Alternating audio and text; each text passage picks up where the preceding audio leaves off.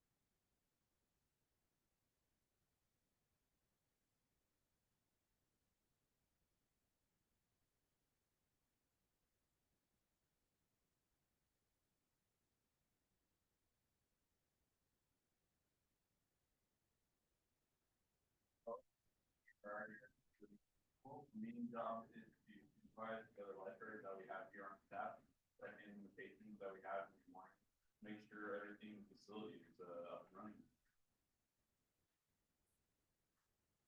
Good morning and welcome to our beautiful community pool. My name is Donovan. I'll be in charge of the maintenance. So step into my office, please. The back room where all the sanitation and the water takes place. It runs 24/7. So it's a bit of maintenance, but we have a great support team here with Xavier and me and our maintenance group on Orchard facility. So big, beautiful heaters here. the 1 million BTUs each, trans filters, clean the water, all public schools have to be semi-managed by a computer. So this also goes 24/7. And down in here is the return where the water comes from the pool to the bathroom.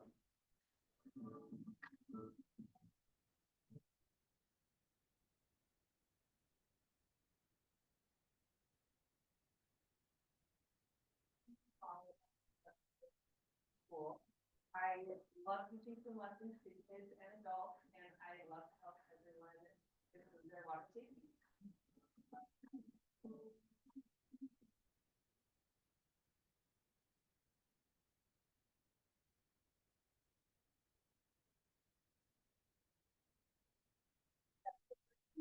I'm the recreation specialist for the aquatics unit. My job is to oversee our entire swim program, which includes filling classes, training and scheduling instructors, and making sure they have the resources and equipment they need to be successful in our programs.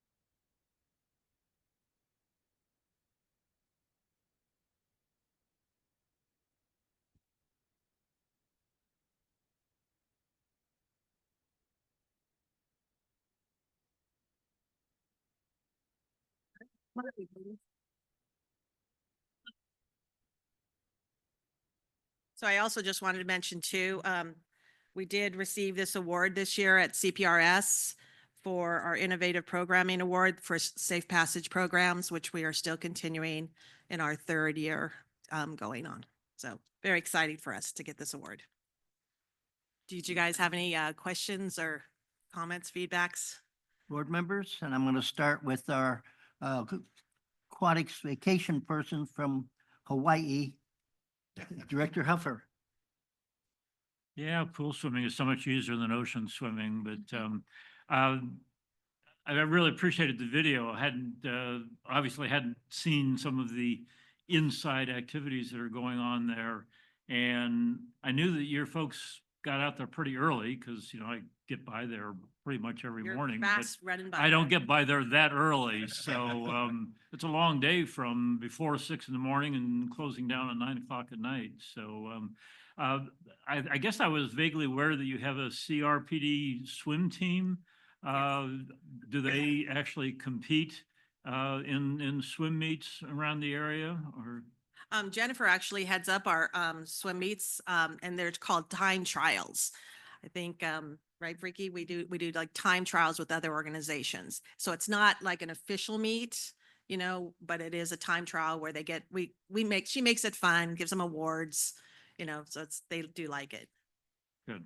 Well, all of the programs that you showed us there, it looks like the pool is busy pretty much day from beginning of the day to the end of the day and all year round. So I really do appreciate what all of you do for the community pool, and I'm really pleased that that the aquatics unit got that award for the Safe Passage program, because it's really important that the kids who don't normally have an opportunity to participate and get exposure to swimming do have that opportunity. So it's wonderful that you folks do that. Yeah, thank you. Thank you, Director Huffer. Director Cutsworth. Yes, I had the opportunity to visit the pool this summer. I hadn't been before. I went with my grandkids and it was very clean. They had a great time and I really enjoyed the tables with the umbrellas. That was a very nice addition for grandma to have. Nice. So thank you for all that you do. So I'm looking at this polar bear plunge. I'm wondering if you can just go for the hike. I guess you could just go for the hike and watch everybody else freeze. You can. Well, you're not supposed to, but I put it there so Chuck signs up again. So just a reminder, you know. Because I want to see if, I want to see if Director Huffer is going to go and do that again. Is the pool heated or do you have it unheated? It gets like the coldest is like 77. Oh, okay. Yes, that's not that too bad. Not too bad. I kind of like, 95 or something like that. Wrong. But thank you for all that you do. And I was really impressed when I was looking over this of the amount of staff that you have. I mean, that's quite a bit. And thank you for showing the inner workings of the pool.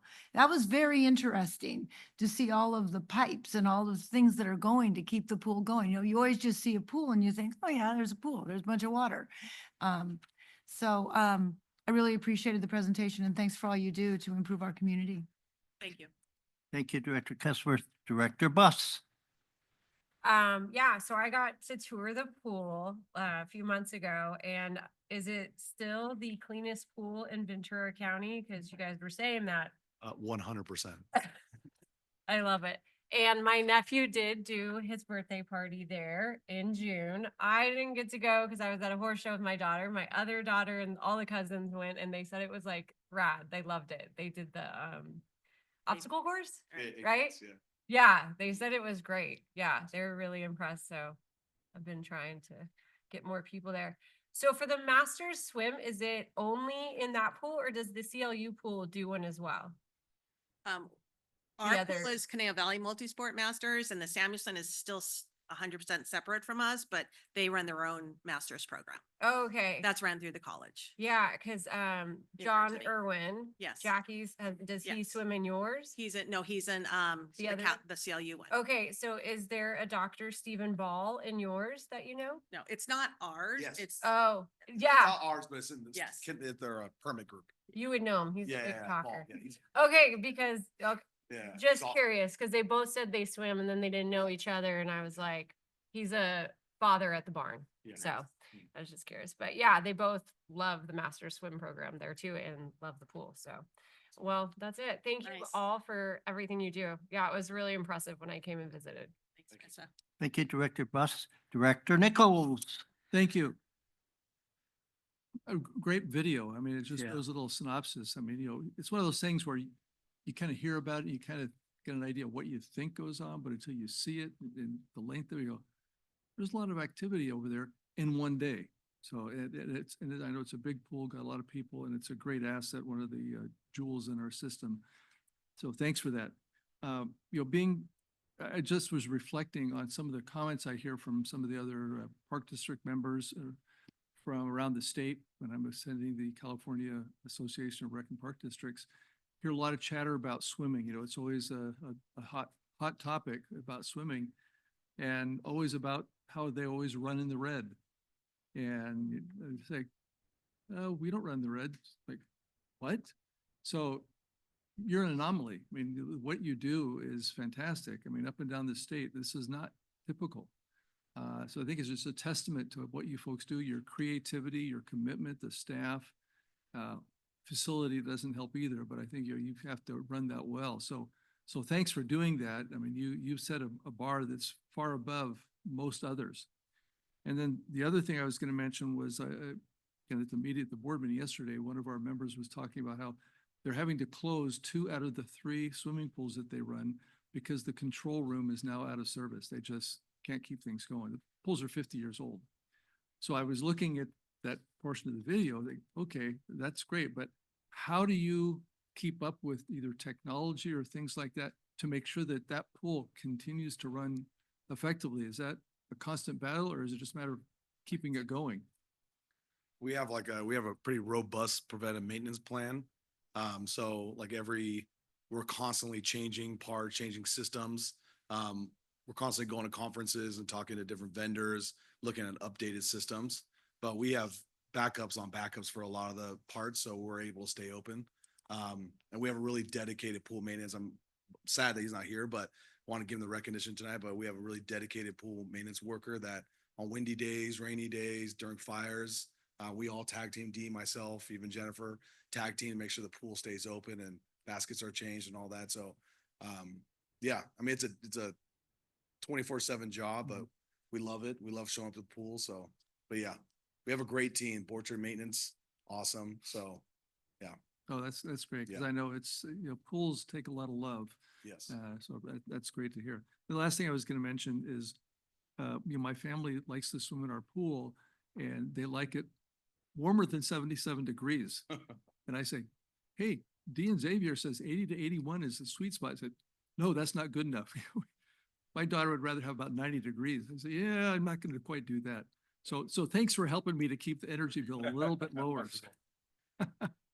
Thank you, Mr. Chair. Thank you, Director Nichols. And you did steal some of my thunder, as some of the staff and others know. I'm always touting the positive cash flow, the not being in the red, as Director Nichols mentioned, many other pools are. We are an anomaly. We are a great example of what great management, great teamwork. Xavier, you're just right there behind D every step of the way, and it's appreciated. Thank you. Yes. I was approached by the city of Moore Park a few years ago because they were considering getting a community pool. And all they heard was the negative, operating in the red and issues with the maintenance and so forth. And when I shared with them that that's not CRPD, we don't experience those types of issues. We've had a well-oiled organization for many, many years. And Dee, you've been that steady person guiding our aquatics program in many ways, so thank you. And I think I better be quiet. And any you so other much. comments, questions come to mind? Okay, well, again, thank you, Aquatics.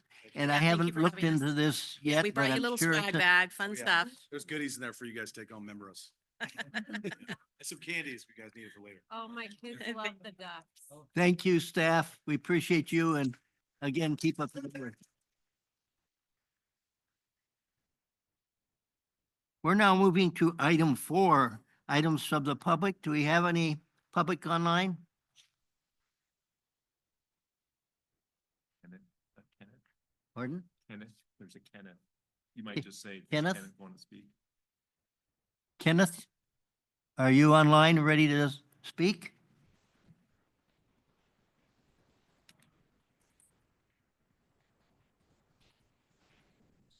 Any communication from Kenneth? Okay, we're now going on, and if he does appear at some time, as you know, we do have items from the public at the end of towards the end of the meeting also, but, if he does come online or whatever, let us know, and we'll see if we can work him in so he doesn't have to wait the whole time.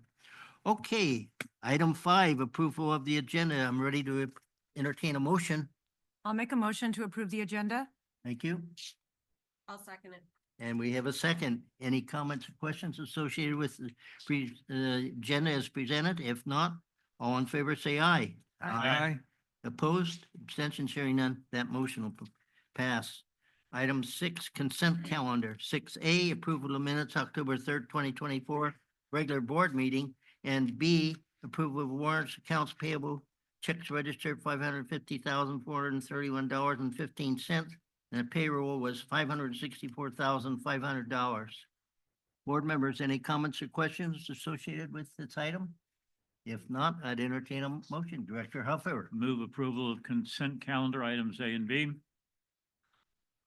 I'll second it. Thank you. We have a motion and a second to approve the consent calendar. Any other thoughts or questions come to mind? If not, all in favor say aye of 6A and B. Aye. Aye. Um, Against 6A and B? Abstentions, hearing none, that motion will pass. Item 7, deferred matters. We have none. Item 8, items for discussion. This evening, we have none. Item 9, new items. 9A, a contract with Musco Sports Lighting for East Arena Lighting Modification Project at Rancho Potrero Community Equestrian Center in the amount of $210,000. Mr. Andrew, Thank you, Chair Lang, members of the board. If you remember back in July of 2024, the board approved multiple actions, but basically East Arena lighting project was approved back in July. And so that design would be removing 2 poles that are existing at the site that are approximately 20 to 22 feet tall, would be removing those, installing 6 poles of 30-foot high with 2 LED fixtures per pole. And then part of the approval that the board made as the East Arena project was staff to proceed with the planning approvals with the city of Thousand Oaks. So in September of 24, this past month, we processed the application with the city based on the design that the board approved. And so staff has been working with Musco, who is part of the Sourcewell program. And so Sourcewell can be used for a variety of different government services, but basically it's a procurement system. So we know we're getting a good deal on it. Parks Division has utilized it for equipment, for design services. This would be a material and service. So they would be providing, as part of this project, would be the engineering plans, connecting the lights to the existing power on the property, the demolition of the existing lights, the installation of the new lights, and then hooking them up and connecting them to the district-wide system that we have with Musco. Musco also is I just want to make sure I get the term right, is the direct service provider or material provider for sports lighting. So the board, we do have a couple vendors that we use. There's 4 different vendors. We have 2 for playgrounds, 1 for fabric shade, and then 1 for sports lighting that the district staff has recommended and the board has approved. And so Musco is that vendor. So it's working with our purchasing policy and procedures there, as well as the staff thinks that it's fair and reasonable pricing. It is a turnkey project, which will help expedite, keep costs down. So we're working with one group that's overseeing it. So they're basically the general contractor on the project. We are looking at, it will be a few weeks of coordination if the board does approve this tonight, as well as there is a lead time about 8 to 12 weeks for them to make the poles, make the fixtures. So best case scenario could be early March when the lights could get turned on. But it's somewhere in the March, April range is kind of what our representative is saying for the timeline on the project. So with that, I'm available for questions. Thank you, Andrew. Any board questions? Yes, Director Nichols. Thank you. I did have one question. This is regarding the budget chart that you have on page 34 of our packet. The budgeted funds are over $1 million and we're only expending 200,000. Is that because we are including both arenas with that original estimate? No, so that entire budget number was for the whole facility. So if you remember, as we took over that property, we worked with Ride On as well as CRPDE staff to come up with a priority list. So that budget number is not just for lighting, but it's for continuous capital improvements on the projects or at the new center site. So is this the total for this fiscal year then? So that is the current total for this fiscal year that's remaining as of approximately today. Okay. And then but the 210 would be just for the lighting. However, we have other projects that we would be accomplishing with that remaining budget. Okay, all right. So that 880 then is still, there are still things to be done to use up that balance. Correct. Okay, all right. Thank you. Thank you, Mr. Chair. Thank you, Director Nichols. Any other questions? Director Huffer. It's not specifically related to this project, Andrew, but you mentioned briefly Sourcewell and that we've used them for other things. Have we been using them for a while? I feel like I should recognize the name, but didn't. So in my time, yes. There are other procurement groups such as Omni, which Melissa has an item for copy services with that. But we have a couple different depending on the vendors that they're providing. But in my time, we've used Sourcewell, and typically like the water truck we purchased for Rancho Potrero, our dump truck even our skate park services, our design services, and I'll be looking to bring back design and construction services are all through Sourcewell. So we've been pretty comfortable with them. Typically, the equipment that is kind of unique, and it's not something that you'd get from a local dealer, even in agriculture areas, like a special tractor and more detailed type of equipment. It's better to go through the Sourcewell because it's a bigger network. So we know we're getting the best rate, and it's been vetted and going through that process versus working with maybe a vendor that's not as specific with the type of services or equipment that we would be looking to purchase. Okay, and is Sourcewell dealing strictly with public agencies, or do they do the whole gamut? I believe that they, I don't want to say that they're strictly for public, but the large portion of their work is for public agency work. Okay, thank you. Any other board members have any questions, comments? If not, I'm ready to take a motion. I'll make a motion that we authorize the general manager to enter into a contract, Sourcewell contract 041123-MSL with Musco Sports Lighting in the total amount of $210,500 for the East Arena Lighting Modification Project at the Rancho Potrero Community Equestrian Center. Thank you. We have a second. I'll second it. We have a motion and a second. Any other comments or questions come to mind? If not, we've got item 9A, that contract with Musco. All in favor, say aye. Aye. Opposed, abstentions, hearing none, that motion will pass. Moving on to item B, approve the annual master plan update and capital improvement programs project status report for fiscal year 2023-24 and initiate the Conejo Recreation Park District Master Plan update process. You mind if I kick it off? Would you please? Thanks, Chair Lang and members of the board. I'm inserting myself only because I want to brag on Andrew just a little bit in terms of the scope and breadth of this project and how it started and where it's gotten to. So, we started this at a time when we thought the city was on a certain time frame for the general plan, and that got extended a little bit. And so this has been something that's probably been on the front burner, back to the front burner over the last 3 or 4 years, I think, since we first started doing it. So there's been a flurry of work in the last, 4 months that really got it to the finish line now that the city's general plan is. So I just kind of wanted to kick it off with that context in mind. This has been a like one of those back burner, front burner, back to the back burners, and waiting for other agencies to get it all, in a position where we could go forward. So I'm just excited that Andrew's able to kind of do this for us here tonight. So there you go, Andrew. Thank you for those remarks, Mr. General Manager. Andrew, you've got it. Thank you, Chair Lang, members of the board, and Jim for your comments. And just want to add team effort. Jim was involved in this. We had park staff, specifically Rebecca, Christie, our park planner, working through this and stuff. So team effort, but yeah, looking forward to the discussion tonight. So first off, it's 2 parts, right? So we got to look back before we go forward.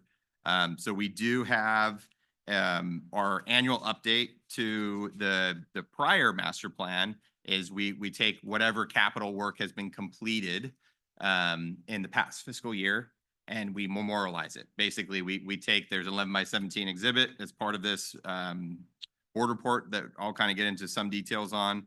But basically, the board approved 43 projects last fiscal year. As of July 1, we've completed 33 of those projects.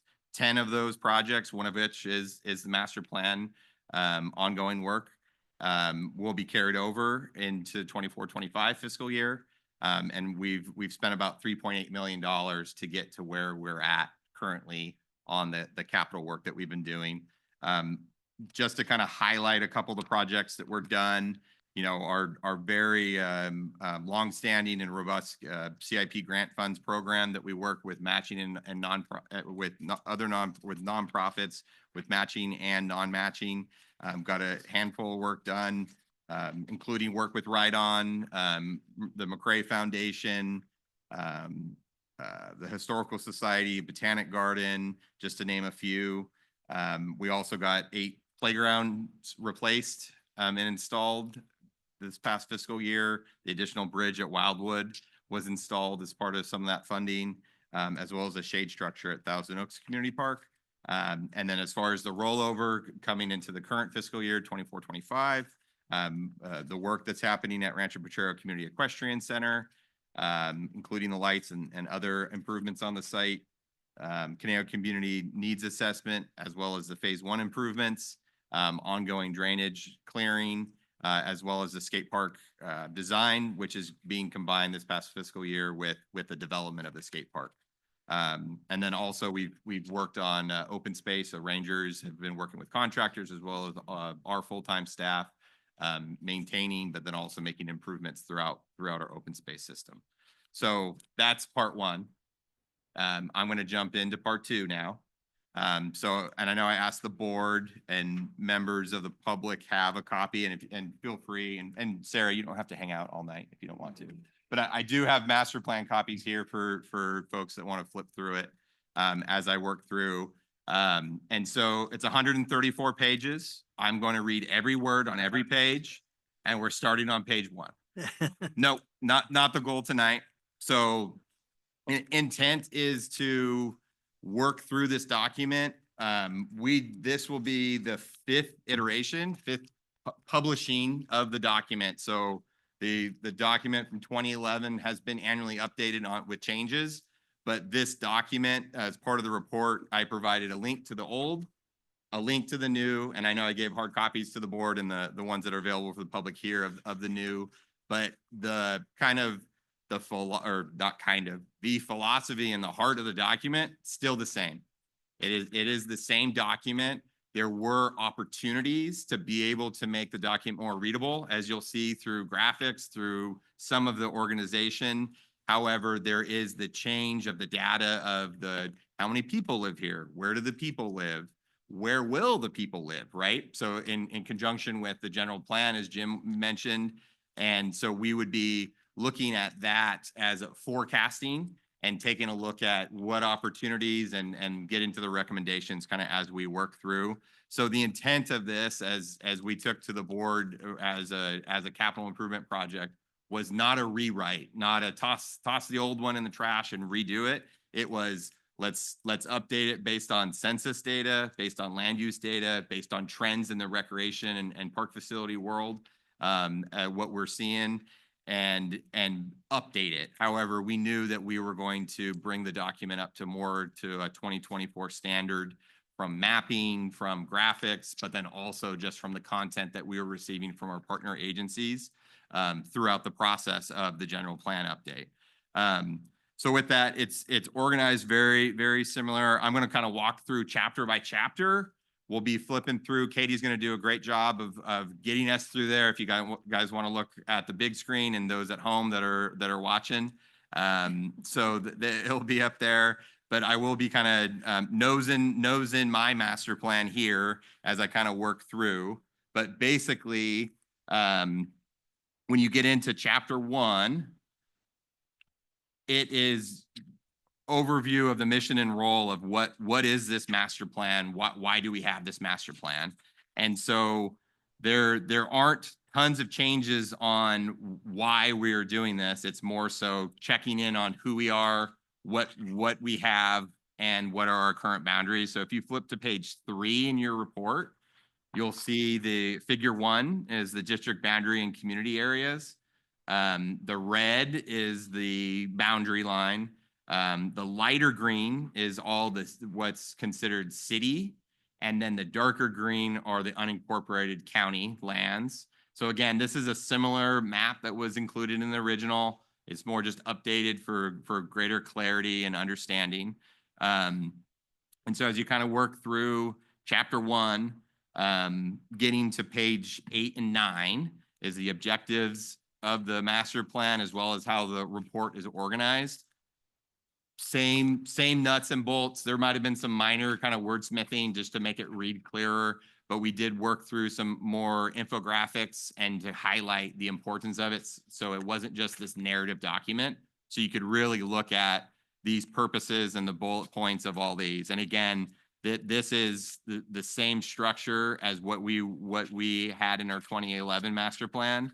And so starting with chapter 1, as I mentioned, the mission and role, it introduces CRP and outlines the philosophies and objectives of the master plan. Then we'll get into chapter 2 and so on. And so I'll kind of highlight that as we go. But chapter 1, continuing on to page 10 and 11, you know, taking a look at other plans and documents, right? Looking at our partner agencies like the city, as well as Costco. What are they doing? How are they doing it? And how does that affect who we serve and our park facilities, as well as the planning process, taking it 6 steps. Step 1 is an inventory. Step 2, evaluating the demand. So and we'll get into kind of the nuts and bolts of that as far as from a population standpoint, but then also the needs analysis of how we're serving the community through the population and the planning zones and the neighborhood zones in more detail, as well as compiling planning recommendations in step 4, and then ultimately a master plan as step 5, and then implementation of, hey, finding some money, being able to implement this plan and to continue to serve the community through the plan. And then continuing on to page 14 and 15. This is something that you'll see kind of through the document, is really trying to put two graphics, but a lot of data in front of you in one page. So you're not having to flip to the back of the document to get to what your current chapter is. So a lot of this was inserting our maps throughout the document, as you'll see a little bit in later chapters, but then also putting like a chart table on one side that you can actually look at and color match to the map exhibit itself. Again, no framework of the master plan has changed. So no boundaries have changed on this map from the prior adopted master plans. We wanted to keep it that way, one, for just clarity, so it's consistent from, hey, where are we seeing the population growth compared to last time when we did the census, or decreases. And as you will see, as we kind of flip through, is we've actually reduced population, right? So there's not as much, and Director Buss will attest to this. It's the amount of people coming and going from Thousand Oaks. There isn't a huge influx of people coming and going through here. So, and it's also the family dynamic of how many people are living in a single family house compared to it was maybe 10, 20, 30 years ago, right? So, however, we do see an influx of more infill development, more mixed use, and we'll kind of get into that in a little bit more detail later. But as how this is organized, before we have, again, we have 6 planning zones. And so think of that as each one of these colors, and then each one of those planning zone has a neighborhood planning zone within it. And so prior, it was listed starting on the east side of our district and worked to the west side. And so we started, planning zone 1 was all the way in Westlake, and then we worked all the way to Dos Vientos as planning zone 6. So me as a fresh set of eyes coming into the district, does that make sense? So we looked at, hey, does it make sense to read this left to right first off, as well as now with division elections, we have a numbering system on maps that is 1 through 5 for each of the divisions. And so we felt that it was better for clarity, again, for the public, to label these in alphabetical. So A through F, and it reads from west to east through town. And then we did not change any of the planning zones. We did not change any of the neighborhood planning zones. We just relabeled them for clarity. So, and then looking at table 2.1, you can see the 2020 census data of the population of CRPD. We're greater than the city in population because we have all those unincorporated county pockets. And then we also do have a CRPD build out based on the 2045 Thousand Oaks build out. So we're looking at, right now we're at 135,000 people, and in 20 years, 21 years, we'll be about 152,000 people. And again, these are just estimates. And so we're taking a look at, what does that mean for the district? Where do we need to serve our community through our park system, whether it's owned facilities, whether it's joint use facilities, whatever that means, private public facilities like we did at 500 Teal Boulevard. And so it's really, that's what this master plan will help staff and help the board in the future make decisions on outlining what directions we're going, right? And so if you flip to page 19 on table 2.2, it starts with a population in 1960. We had all but 2,900 people.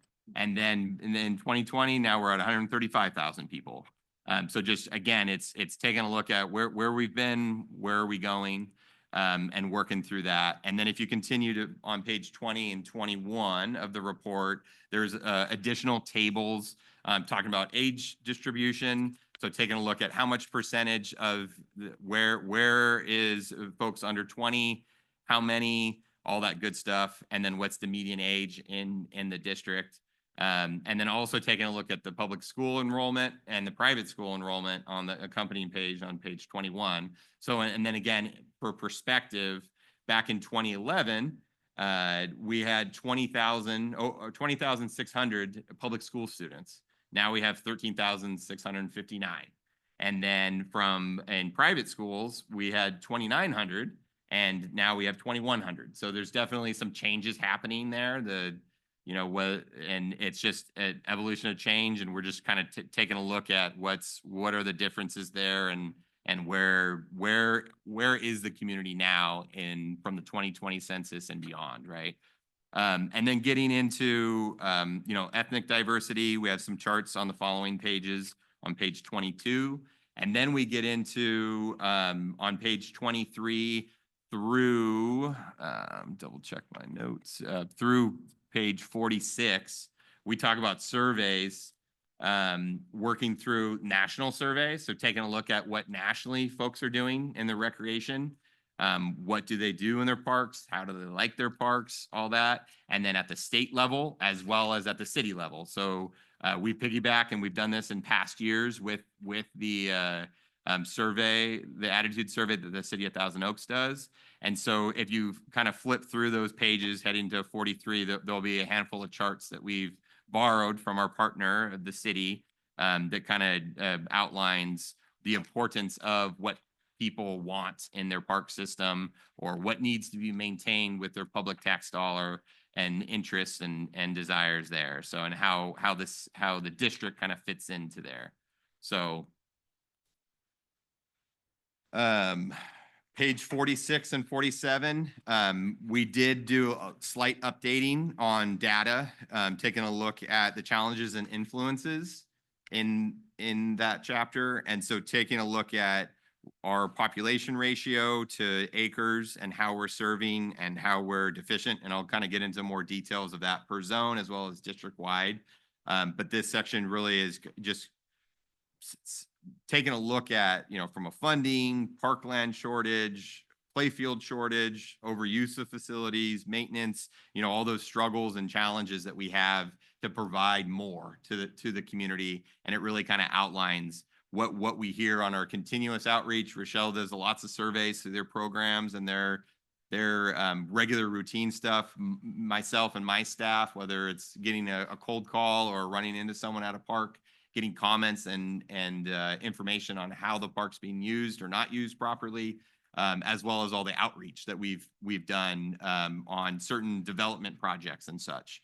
And then also one that is sometimes unfortunately overlooked is just the increasing cost of water and being able to provide water. So we have, not just water for our drinking fountains, but water to keep the grass green so all ages can play on it and all that. So really kind of taking a look at those influences on how we provide the park system. And again, that's the DNA of those chapters are pretty much the same from past years. It's more about the data, right? Taking a look at the data. And then as part of, if you flip to page 51 in your report, for chapter 3, the existing facilities. So we take a full review of existing facilities that we have. We take a look at where are they, where are they? How are they being used? Are there private facilities possibly that could work or not work with what we're doing? And then just kind of like long-term and park needs of what we need to be able to provide. And then continuing to page 54 and 55, we added a lot of infographics. And so as you can see, we got a pie chart that's breaking down what are our parks and facilities by type. What do we have in our inventory as far as sports fields, courts, equestrian facilities, trails, open space trails, pools, all the good stuff that we have in our facilities. And then we go in a little bit more detail on page 55, getting into how many playground sites we have, how much adult fitness do we have, getting into the major and special use facilities, as well as our athletic and sports courts and fields. So, and then also the acreage at the top. So again, a lot of data, but we really wanted to be able to put together some clear, comprehensive data, and obviously in a little bit more fun way versus just reading a boring Excel report or something, but being able to do some infographics and stuff. And then continuing to looking at all of our park facilities. So figure 3 is a map of all of our park facilities on page 57. Being consistent throughout the whole document, we color coded what type of park it is. So as you look through all the infographics and any of the exhibits, you know that a community park is that kind of lime green. The playfield's a little bit more of an apple green, and neighborhood park's a little bit darker green. So the intent there is to really show you how our properties are how all the properties are dispersed through the whole district. So, and then getting into district-wide special facility and undeveloped park sites as well, because that was something that we didn't we included in our charts, as we'll get into a later chapter, but we did not really graphically show, hey, where are these park sites and how does it work with our existing systems, as well as where folks are living and going to work and all that good stuff. So continuing on page 59 on figure 4, open space and regional parks really speaks for itself.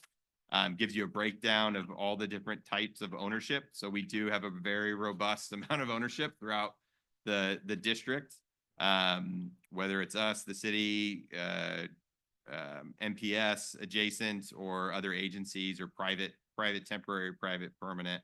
But really, again, just trying to show you, hey, where is the open space? Because we do rely on that for recreation and getting folks out into nature.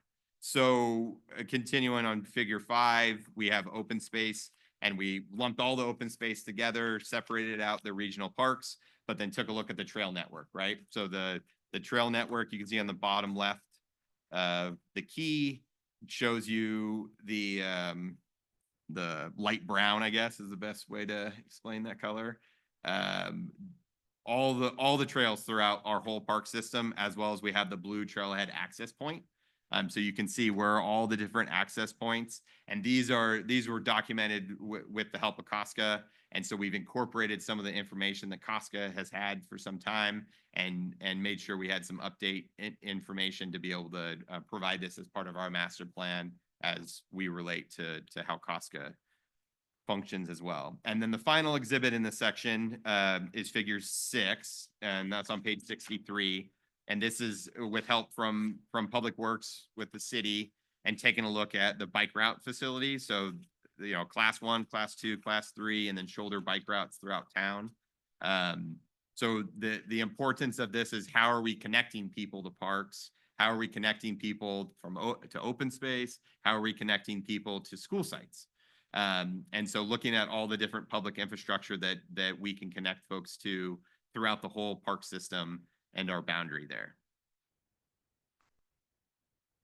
And then continuing on, there is a good chunk of just data talking about the different parks and facilities.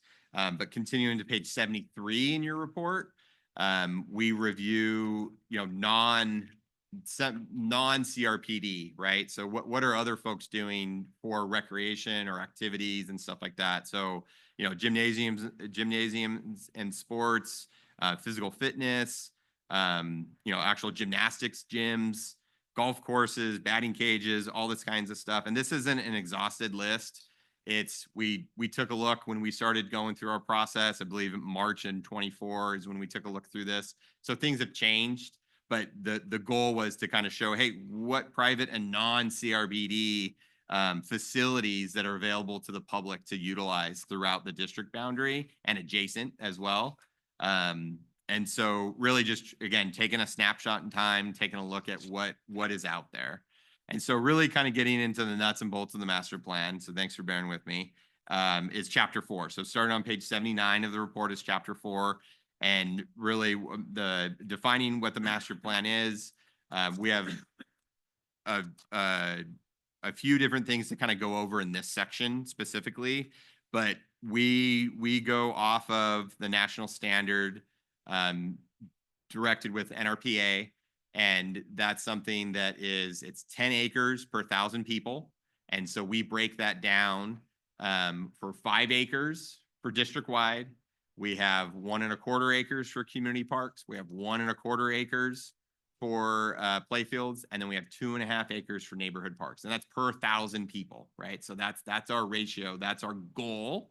As you are, I'm sure you're aware, and as we'll kind of get into the weeds a little bit, is we don't meet that goal, but we are aspiring for that goal because it is that balance of how we can provide that. And so we do have 8 different kind of park types. So I only mentioned 4, right? But we do have other park types that we feel that we serve the community with, and that's regional parks, open space areas, as well as special facilities. And some of those special facilities are incorporated into district-wide parks. Some of those special facilities are in regional parks, as well as community center or community parks as well. So, but if you look on page 81 of the report, we have the kind of the pie chart, Venn diagram a little bit of the color coding of the different parks. And so what we were looking at was neighborhood parks, and you can see so that's the first one. And if you go to number 2, we have pocket parks or plaza parks. And so that is a new category for the district. That's new in this master plan. That's something that we discussed with the board. I believe last fall is when we brought 500 Teal Boulevard in front of the board. We were initially waiting for the general plan to be approved, and then we were going to be looking at including that type of park in, because it didn't really fit any of the molds. And so the intent of that new subsection is it is a neighborhood park. However, it is a pocket park or plaza park of a neighborhood park. And I'll get into that more detailed on the very next page. More detail on page 82 actually breaks it down as a neighborhood park. But the biggest thing is it's accessible. It's within 1/2 mile of folks. And the intent is it's 0 acres, which is impossible, but just over 0 acres to 3 acres. And so it's on the lower sliding scale of what a neighborhood park would be. However, it's a little bit different. It could be a little bit in more urban settings. The intent is for it to possibly be a little bit more paved than the typical neighborhood park. Like we have, like our 2 smallest neighborhood parks are Suburbia and Estella Park. They still have a decent grass area, acre-ish, depending on what park. And so there would be a little bit different look to this pocket park or plaza park, but staff feels that we can still provide some area for recreation, some area for people to just get out and sit on a bench, get outside in a public setting. And then also something that's important in that section without reading the whole thing is it's available. It's off of street frontage. It's not tucked in the back of an apartment complex. It doesn't feel private. It feels like a public park. The same principles of what we brought to the board, which the board approved with 500 Teal Boulevard, was the intent was there wasn't any gates, there wasn't any barriers. It's supposed to feel and act like a public facility. So that is the biggest change in our categories or topography of what we are showing as our park sites. And then kind of getting back into, like I mentioned, the national park formula, we do have like kind of a balance between the numbers, right, and reality, but then also what fits into a certain area of town might not fit into another area of town, and hence the pocket parks. But this is just generally speaking, for a park site. And a good example is like Conejo Community. Conejo Community is a community park. It only has one ball field, but it's a great community park. But Dos Vientos has tons of ball fields, and it's also a great community park. And so it's the same type, but very different. And an additional example would be like Sapweed Trails, not one blade of grass. It's very untraditional use, you know, disc golf, cross country, the bike park, the soaring group. But it's still a community park because the community is using it, right? So it's part of that balance. So kind of getting into the details of our park space standards on page 84 under section D is, yes, we do talk about the 1,000 people trying to meet that ratio, right? But then also it's percentages of areas devoted to park and recreation land and open space in a given area of town.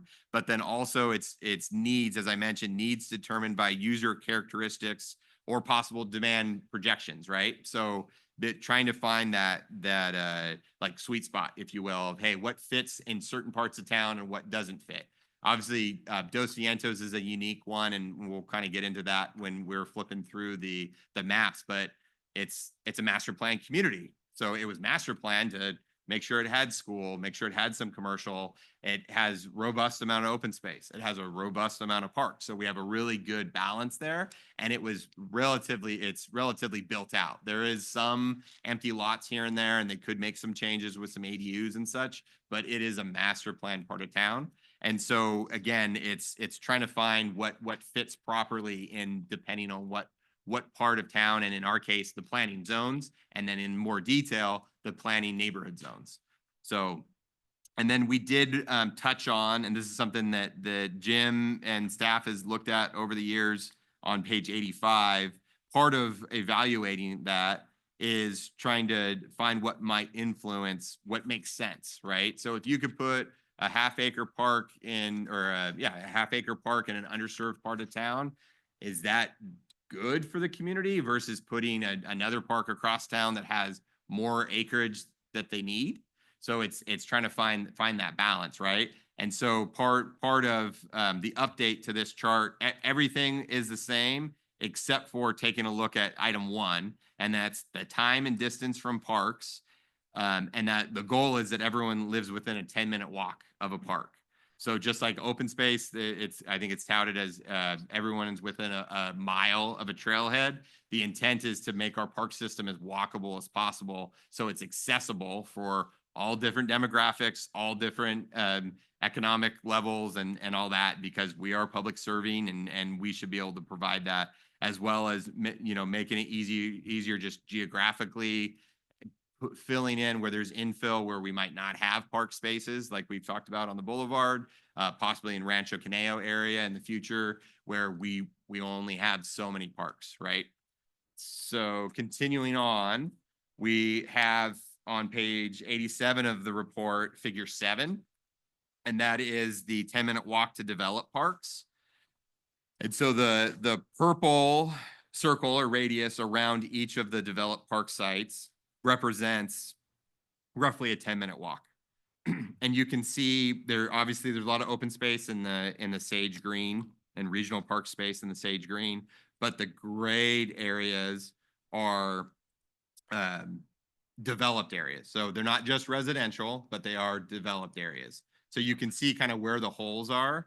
But as, like I mentioned, Rancho Conejo, if you look at like the 101 logo just north is Rancho Conejo Playfield in the apple green. And so that will show you, yeah, if that changes to housing, we might look for an opportunity for a park site there, which they have looked along the 101 corridor. There's a couple projects in progress there. And then directly adjacent to some existing apartment homes, there are additional homes going in. So again, it's that balance. That the intent of this is there is some artistic license with it. It's diagrammatic in the sense of, hey, what the radius is, but not each one is walked out perfectly what a half mile would be, depending on the street, depending on the pedestrian circulation in that part of town.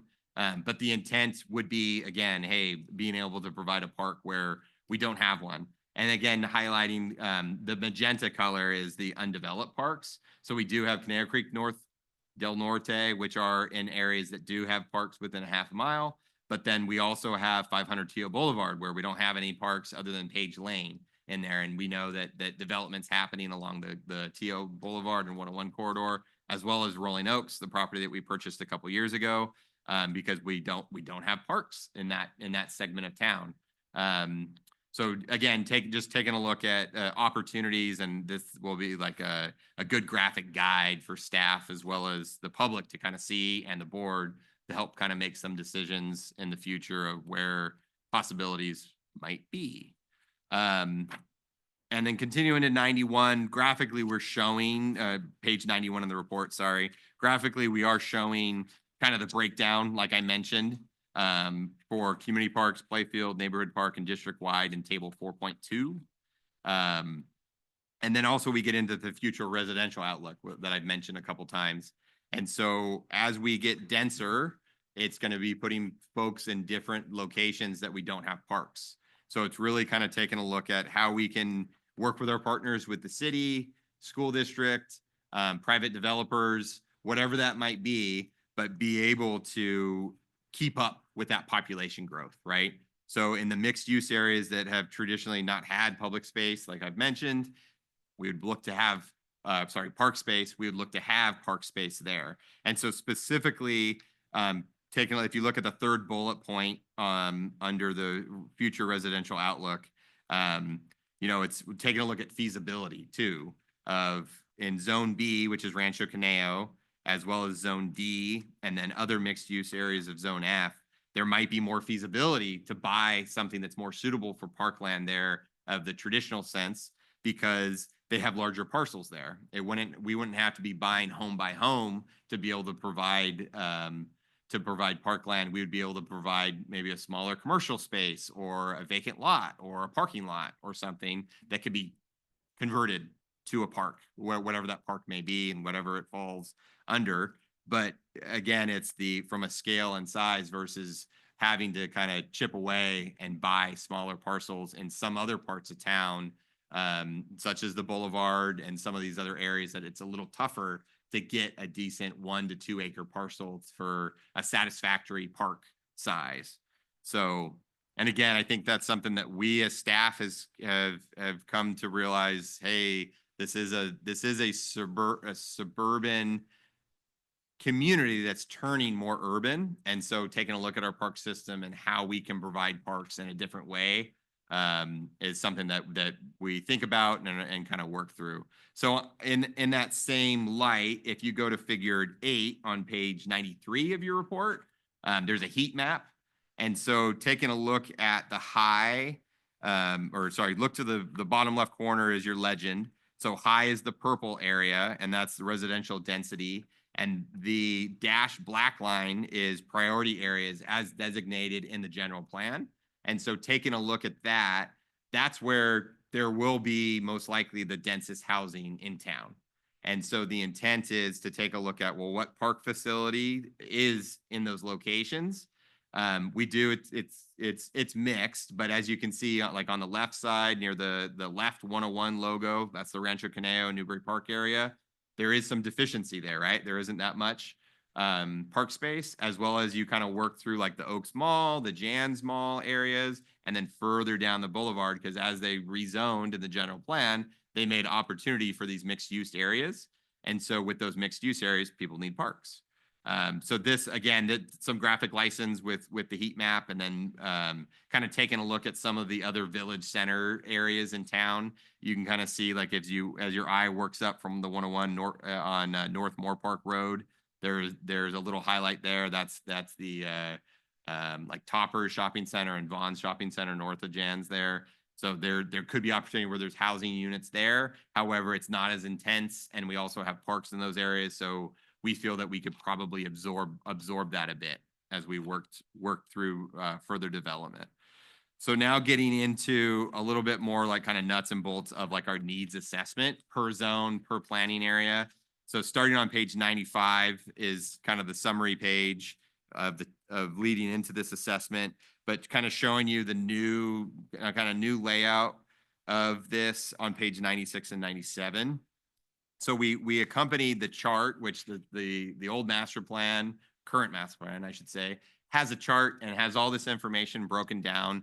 We tried to correlate, again, the colors from what's a neighborhood park, playfield, community park onto a map adjacent. So the map on the left directly accompanies the charts on the right. And so just kind of flipping through to like the next page, we're in Dos Vientos, and it gives you all the breakdown of, what's the need based on the population, based on the developed acres, and then what are the deficient acres on the right.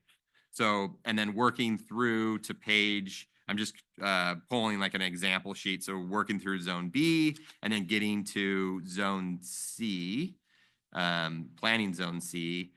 Just using an example like Spring Meadow Park, for instance, in planning area 9, right, which is adjacent to the CLU pool from the presentation. So you're on page 100 now.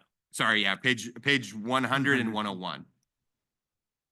And so taking a look at that, Spring Meadow Park, pretty decent neighborhood park, 7.2 acres, right? Fully developed neighborhood park. And because of the population there, we're deficient 7.5 acres, right?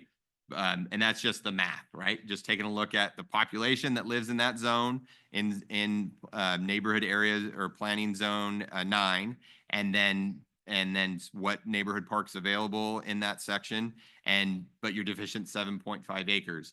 However, we do have CLU across the street. We do have a special facility that's not accounted for because it's not a neighborhood park, playfield, or community park in that zone as well. It's accounted for in, hey, taking the inventory, but not meeting that standard of, as I described earlier in the chapter. But then you have a property like CLU, it's a private property, and there's areas for people to use, and that's a partner of ours, obviously, over the years.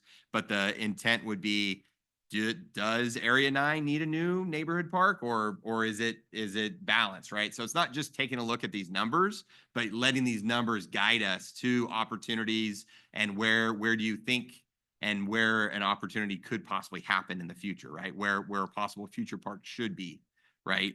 So again, it's just using this graphically from a map standpoint to a chart and really kind of breaking down the formula. That's exactly what this analysis does. But again, it's numbers versus there's other intangibles, sorry, that you have to kind of take in consideration of from an accessibility standpoint, like depending on if there's a other private or golf course or other things in some of the other planning zones, right? So, and then moving on through these, and feel free to kind of flip through on, planning zone D, as well as, and then again, pointing out the undeveloped park, like on page 102 on the map. We were very purposely marking these as well as marking them in the plan. Cause like even 500 Teal Boulevard, hey, we have an agreement, or the developer has entitlements to develop that. However, we don't have a park. So we got 0. We don't have any acreage, right? Same thing with Rolling Oaks. Hey, we bought this opportunity site for a neighborhood park. We haven't developed it yet. 0, right? We don't have the acreage there, but we do want to, as part of our inventory, take care of that in the discussion of, hey, should we develop it? Which obviously we've worked through that a little bit with our capital improvement plan, and we'll be getting into budget cycle again this spring. And we'll be reviewing other opportunities or no opportunities, depending on funding and such. So, and then just kind of continuing on through this section, getting to page 109. And it's really kind of looking at build out population and from a district-wide park deficiency analysis. And so we do have some great district-wide parks. We've added Rancho Potrero of almost 20 acres in the past couple of years. So that's included on this list. It was included in the prior update to the master plan as well. But Conejo Creek North, Conejo Creek South, Conejo Creek West, and then the Equestrian Center. And so we have 139 acres currently of developed parkland. However, based on the projected build out population of 2045, we'll have 152,000 people that we need to be providing for, and we need 761 acres. So we have a deficiency of 621. And so obviously that's something that we've over the years kind of I won't say battled with, but we were fortunate to be able to have the Conejo Creek complex and develop it and continue to develop it. However, we do lean on our other park sites as well as we lean on open space because we do have such a robust open space system, network of trails, and then connecting to other agencies' trail system. So again, it's that kind of balance of trying to be able to provide what we can provide, but then also looking to the future, using this document to look to the future, to be able to provide some data and statistical analysis to help us make some decisions. But again, that's not just how we need to make decisions. So moving on to recommendations, and that's on page 111, that's chapter 5. We're as part of our process, and the board was part of the process with staff in September 7th, 2023. We have a strategic plan that was updated for the next 5 years when we're in year 2 of that. And so our intent is to continue to execute that strategic plan and work within those goals to be able to provide, whether it's more programming for special use, such as pickleball or equestrian or cricket, or just interior space for some groups that, whatever their recreational needs are, right? And that's working through all of these different strategic elements, but specifically looking at opportunities from a park development and like kind of target recommendations would be on page 114. We get into neighborhood parks are one, the most feasible for us to get because cost of land. 2, the availability of smaller parcels. Playfields range from 10 to 20. Community parks range from 20 plus acres. So those pieces of land are pretty hard to come by and they're not cheap. So the intent would be we would continue to look for all opportunities, just as the strategic plan says, looking for opportunities to provide whatever the community would like to provide. But in our target recommendations of this update would be taking a look at where are people going to be, where do they not have neighborhood parks, and where do we have those opportunities. So table 5.2 looks directly at neighborhood parks, and that would include the pocket park, right? Since that's a subset of neighborhood parks. But as you look through A through F, there's only one zone that's not deficient from the change of land use. And we worked with the projections, and because there isn't tons of land use change in zone A, which is Dos Vientos area, 0. We don't have any park acreage shortage based on land use changes. Working with our consultant team, RM, and we looked at what's the change in the land use, what's the change of the residential density, and we had projections based on build out. It would be 58 acres district wide, but B would be 11, C would be 12, D would be 17, E would be 9, F would be 7. We do have opportunities throughout the plan in our inventory of undeveloped parks to take bites out of that. However, it's just telling the story of, hey, if we want to keep our standard of park now, keep our facilities in use and operation the way they are now, we're going to have to look at opportunities to get additional park lands as more folks are coming in using the parks and trying to find that balance, right? So really that's what our target recommendations are. They're not saying that's the only thing we're doing, but they are specifically saying this is where we think would be the best opportunity. And then we kind of, in the next page, we get into different strategies, like we talked about joint use agreements with other public agencies, whether it's a new or expanding an existing agreement, collaboration with the private sector, like we've talked about with our Quimby and Park Impact Fee program, to be able to work with them to try to find some balance there. So we can provide parklands, and then also just looking at neighborhood parks specifically within those priority areas. So along the 101 corridor, along Teal Boulevard, from that figure 7 heat map showing you, hey, this will be where residential change is happening the most and the most dense. And so that's where would be the best for us to kind of go after new parkland. And so continuing on to chapter 6, I'm almost there. Thank you. On page 117, we went through, updated it based on like facts and figures. But for the most part, we felt very comfortable with what we've been doing and what we are looking to do. We do obviously have opportunities to possibly look at, like we're looking at with the committee and taking a look at changing our Quimby fee structure, looking at other opportunities from budget standpoint. So that's something that we talk about through this whole section.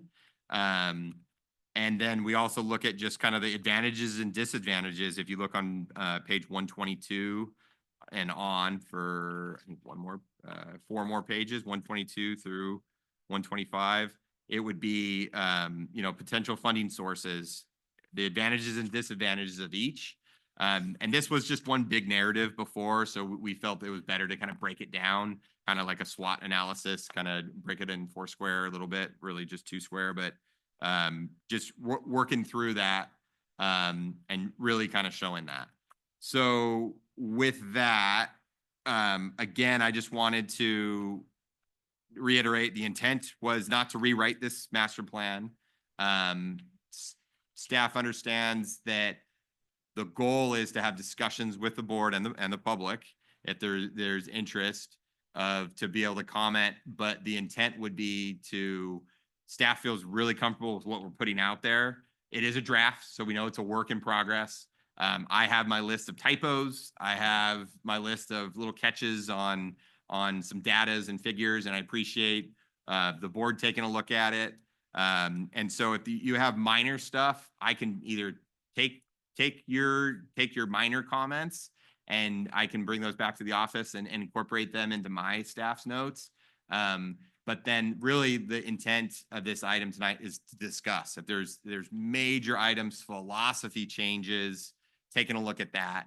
But again, the intent per board direction was this wasn't a rewrite. This wasn't a substantial update based on census data, based on the master plan, and based on current trends and like what we're working towards.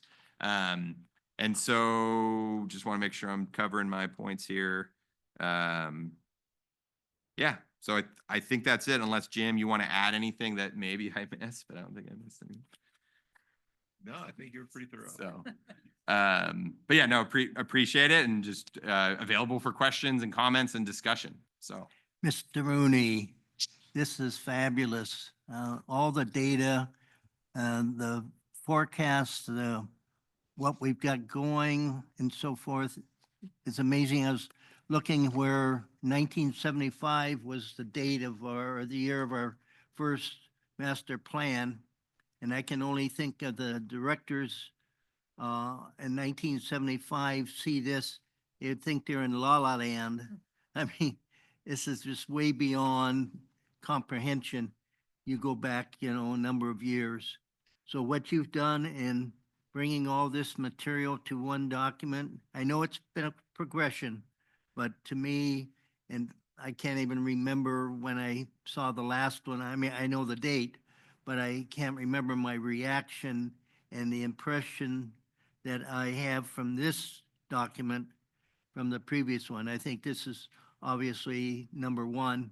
A lot of work went into it. You know more than, and Jim has already alluded to that, but you and your staff have put into this.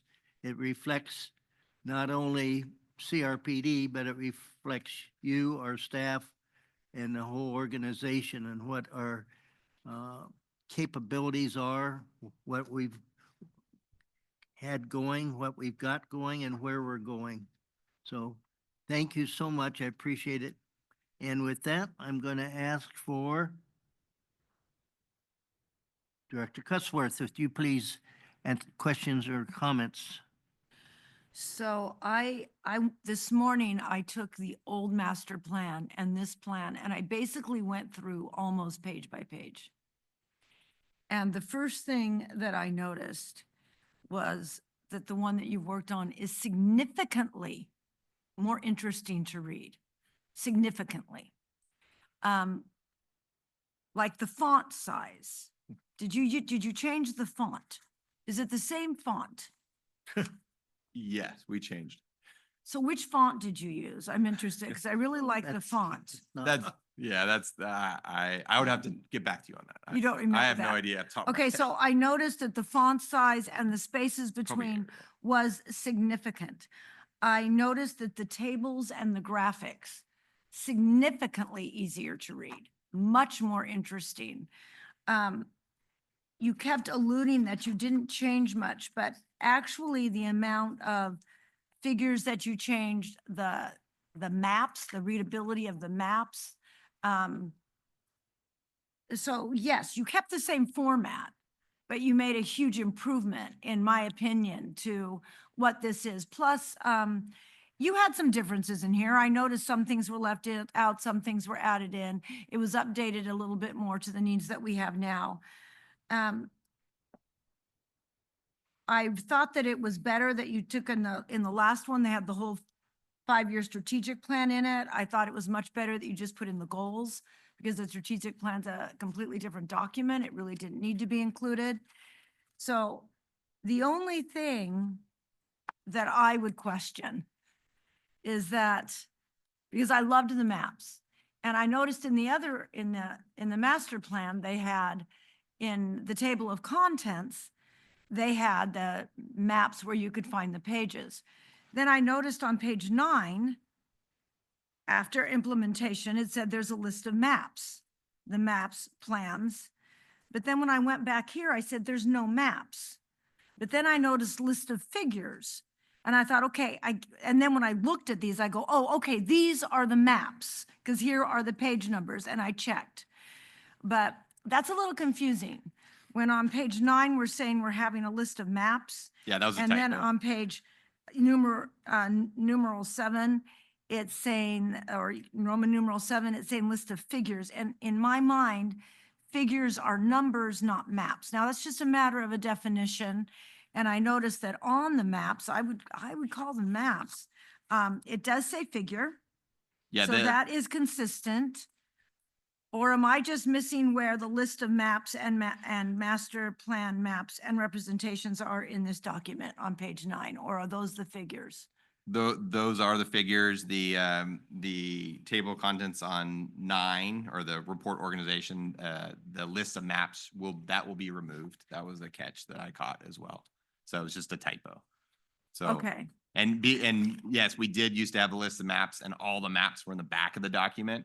now And that's what I so noticed. that was part of the change, as I mentioned, trying to incorporate in the chapters as you kind of work through the document. Which was significantly better. But yeah, that will be removed.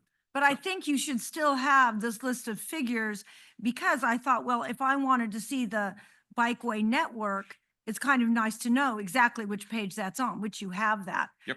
But I'm wondering, this is just me for definition, if you want to have list of figures and in parentheses maps or something, because these look like maps to me, not figures. Again, it's a definition, and I'm not a park planner. Sure. And I'm not looking at what things, I'm just a, lay person. And when I look at, like these pullouts, I would say that looks like a map to me. So, Figures and maps. or they're all maps. Every one of those is a map, I think. So maybe on one. Yeah, we can take a look at that though. Again, it's just a matter of definition. I guess the figures, yeah, when you get down to 100, well, those are still kind of maps. Doesn't that look like a map? Looks like a map. So I'm just wondering, I would have to look in, what is the definition of a figure? What is the definition of a map? It's just a matter of definition. Other than that, and I'd really like you to email me your font. And I'll write a note. I'm very interested in the font and the font size. And whoever, was it your office or was it the company we were working with, RM? Yeah, so RM, basically we gave RM all the inputs, and we worked with them sheet by sheet and everything. And then we kind of gave them some graphic license, because they do this on a regular basis, but then we Okay. did have our ideas and structure.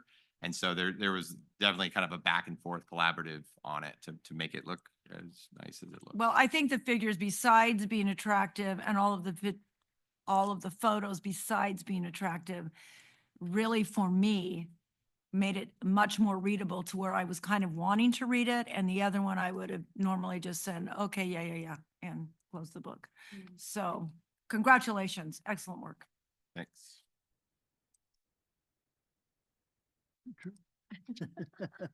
Director Bus. I'll be short. So yeah, I did not see the one from 2011 to compare it, but I have to say, I think this one is beautiful. It's absolutely gorgeous. I love the maps. And interesting, I love this one where you have the 1 mile or half-mile walk, 10-minute walk.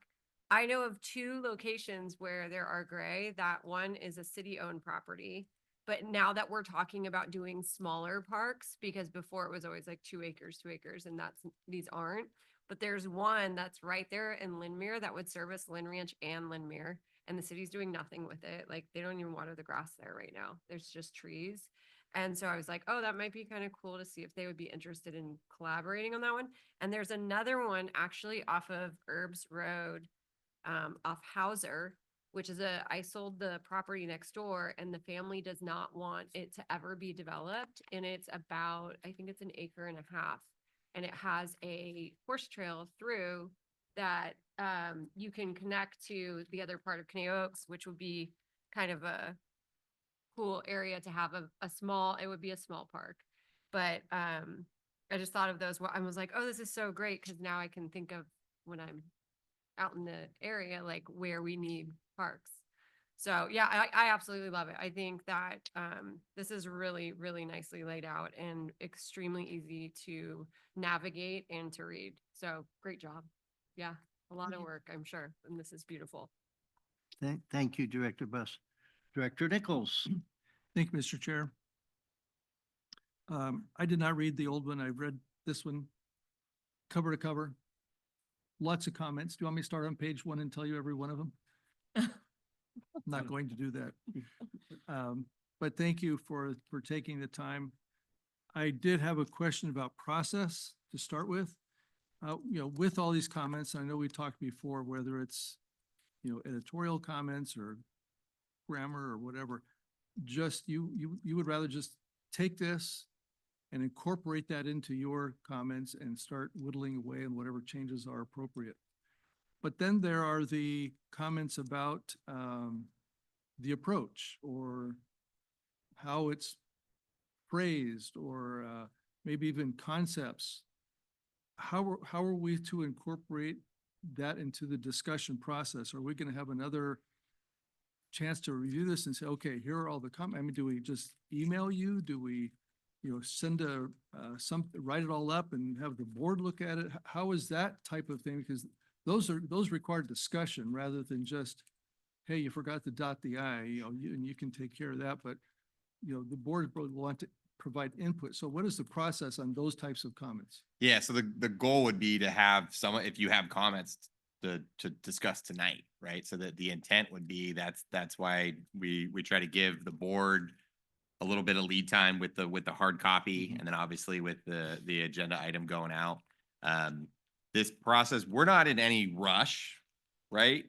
But the process would be, and I guess I breezed over that part in my report, but the intent would be, hey, if the board was satisfied with what we're presenting and whether we discuss more comments and details that you're mentioning now.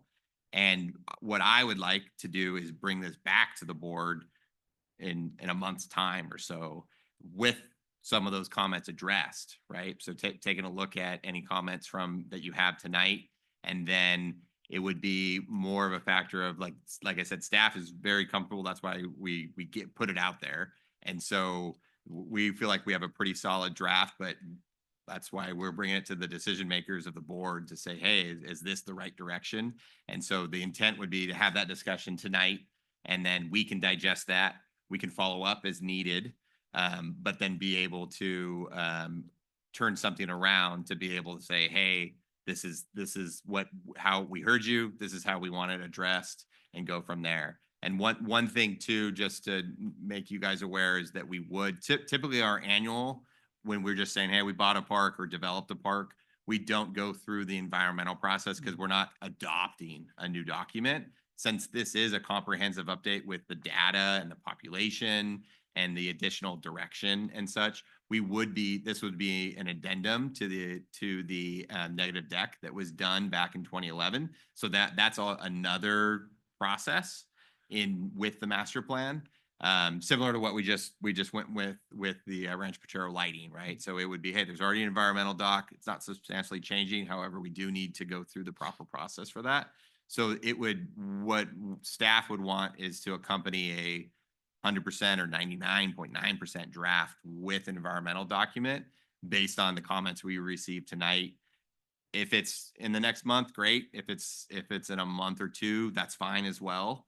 But the intent would be to start the conversation now, you know, to air those comments and we have the dialogue now and discussion. So. Okay. Well, with I that have a quick question. Only because, are you talking about in your comments to take an entire new direction to this document? Like, are you looking at a page by page, completely revamping of this document? Or are you just looking at a few minor changes? Somewhere in between. It's not a complete revision, but it's kind of, some of it, I think, it needs some, in my opinion, should be repackaged. And I have a lot of questions about the approach taken on a number of these things, on how it was done and why it was done. So it would be a fairly major deviation from this If it document? were implemented, yes, but that's just my opinion. Okay. And I think there's, I mean, I have marked this up multiple pages throughout where there's a lot of things, and I did not realize you wanted to have that input tonight. I thought this was just because I saw it was an initiation process. And I don't think it would be worth our time for me to go through this entire document with my comments and questions. I think what I should do is prepare a memo or something with all that itemized for the board to review at a future meeting.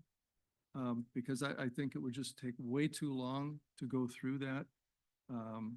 Like I said, and I'd have to go through each page because all my comments are in the book. Sure. And I'd have to go through it all.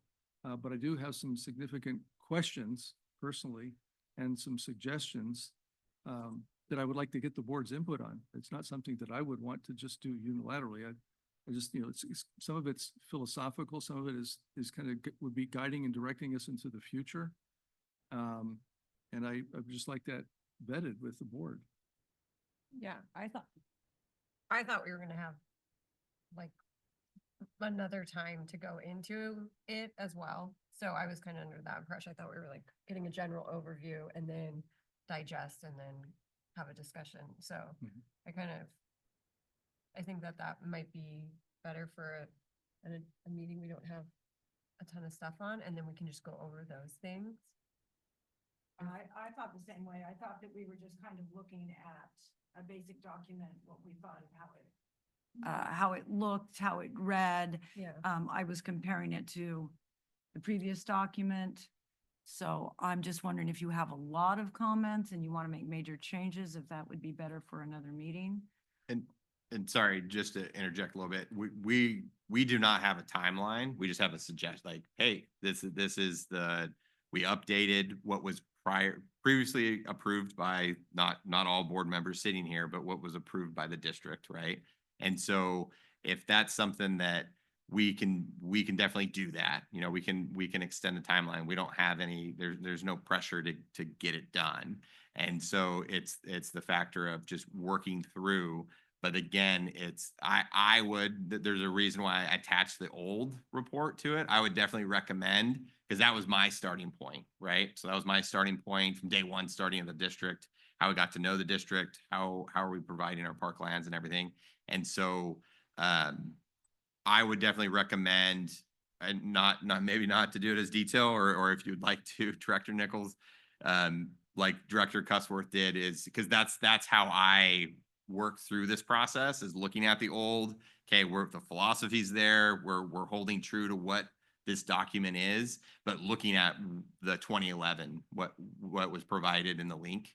And we have copies of, like I have a total working copy now because I've had it for about a decade, but it's the factor of taking a look at where we were to what's being proposed now is a big foundational understanding of what the document is. So. Very good. And I mean, based on what I've heard, it just seems like we aren't in a hurry, so we can easily carve out a whole meeting to become more like a study session where we just literally, we don't even have to have a dais. We sit around a table and have a document and we just start talking through it and working through it. But the more information input you can give ahead of that, the better prepared we can be with like the document. Like I have minor things and a couple major things myself that I don't think we want to take people's time with typos or could you like change the phraseology of this sentence? Like those, let's just get all that stuff to Andrew as quickly as we can. But the bigger stuff, maybe either come having thought that really through, or I think it'd be even better is if ahead of a study session, if any board members wanted to share something like their thoughts in writing, just kind of put it all together and it'll be like, let's slog through it, if that seems like a good plan. Yeah, I guess I was a little confused by the process myself, because 2 weeks ago you handed this document to us. And the impression I had at that time was, start looking through this, we're going to start discussing this maybe at the next meeting, and then saw the agenda. But to say, well, if you have any typos, otherwise this is basically going to be a final document, I think that's way premature. Yeah, and that wasn't my intent of it. It was have a discussion tonight, see where the discussion goes. And then if we needed to have additional meetings, whether it's a special working session or anything like that. So yeah, that wasn't the intent of this is an important document that we need to, and the board needs to spend time reviewing and being okay with. So yeah. Okay, yeah, I think the idea of a study session for something like this, after we've had a chance Like a to go retreat. through and some of the minor things send directly to you, more conceptual type things to hash out in just a special session like that would make a lot of sense. And since there's no real time frame on this, I mean, it's not something that's time sensitive. I would much prefer us to see us take that route. Sure. Cool. Any other comments, No, Director Nichols? I've Okay, said my piece, thank you. when you revised this, put this together and so forth, you utilized the previous document, obviously. And how different is that previous document? Listening to Director Nichols, I kind of was in awe. But looking at that previous document and this one with added information and maps and other information, how different is it really? Yeah, not substantially different. It's taking a look at the data and taking a look at the population, where people are within the district. And then it's like a refresh or reread, something that was really important. It was difficult. I think it's a great document. And, this is the fifth, or this will be the fifth publishing of it, like I mentioned. And so it's served us really well. But then from me as a professional coming into the district, it was difficult at times to read through it because it was a narrative versus, well, this is a planning document. We should have a little more. And so the structure of it is exactly what it was before. The philosophy of it, exactly what it was before. It's the data and taking a look at the forecasting and the recommendations of, hey, where are we going? Just as Director Nichols mentioned, it's the, hey, taking a look at where are we now, where are we going? And it's a snapshot in time. So it's always going to change, just like if we built a park, like we built Page Lane and built Sapweed over the past couple of years, then we document that. So you get more parkland, so your numbers change. But the document itself is true to what it was prior in 2011. So That's how I read it. And Director Nichols must have other master plans that he's seen that make this one not what he's expecting. And that I'm surprised in, understanding that. And then these comments didn't come up. Well, you weren't here in the previous one, right? No. Okay. So your comments are based on coming in, looking at this fresh and comparing it to what you'd probably previously seen or expected and so forth. And it obviously didn't meet certain expectations and provide you the information you needed. I'm not going to be around, as you know, for much additional conversation on the master plan. But I think that what I see before me, based on the previous one, is very impressive. A lot of work went into it. New information, totally compared to what I recall from the previous one. And I didn't, like Director Cusworth did, take the previous one and compare. I just didn't have the time and other aspects of not doing that. But anyway, I look forward to, from a distance, seeing what you all, come up with and how you see our future as a park district, because we have been doing very well, as you all know, over the many years.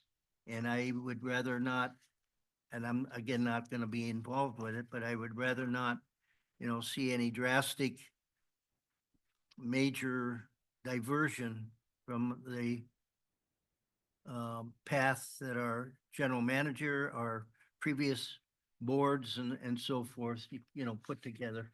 I know you'll work it out, but I just, I really want to thank you, Mr. Mooney, for what you've accomplished here. And as has been indicated, a lot of work, as the general manager mentioned, went into this, and I'm proud of what you did. Thank you, Mr. Mooney. Mr. Chair? Yes. I just had a comment regarding Director Cusworth's question about figures versus maps. In reading a lot of technical reports, I've come to find that the term of figures is like a term of art.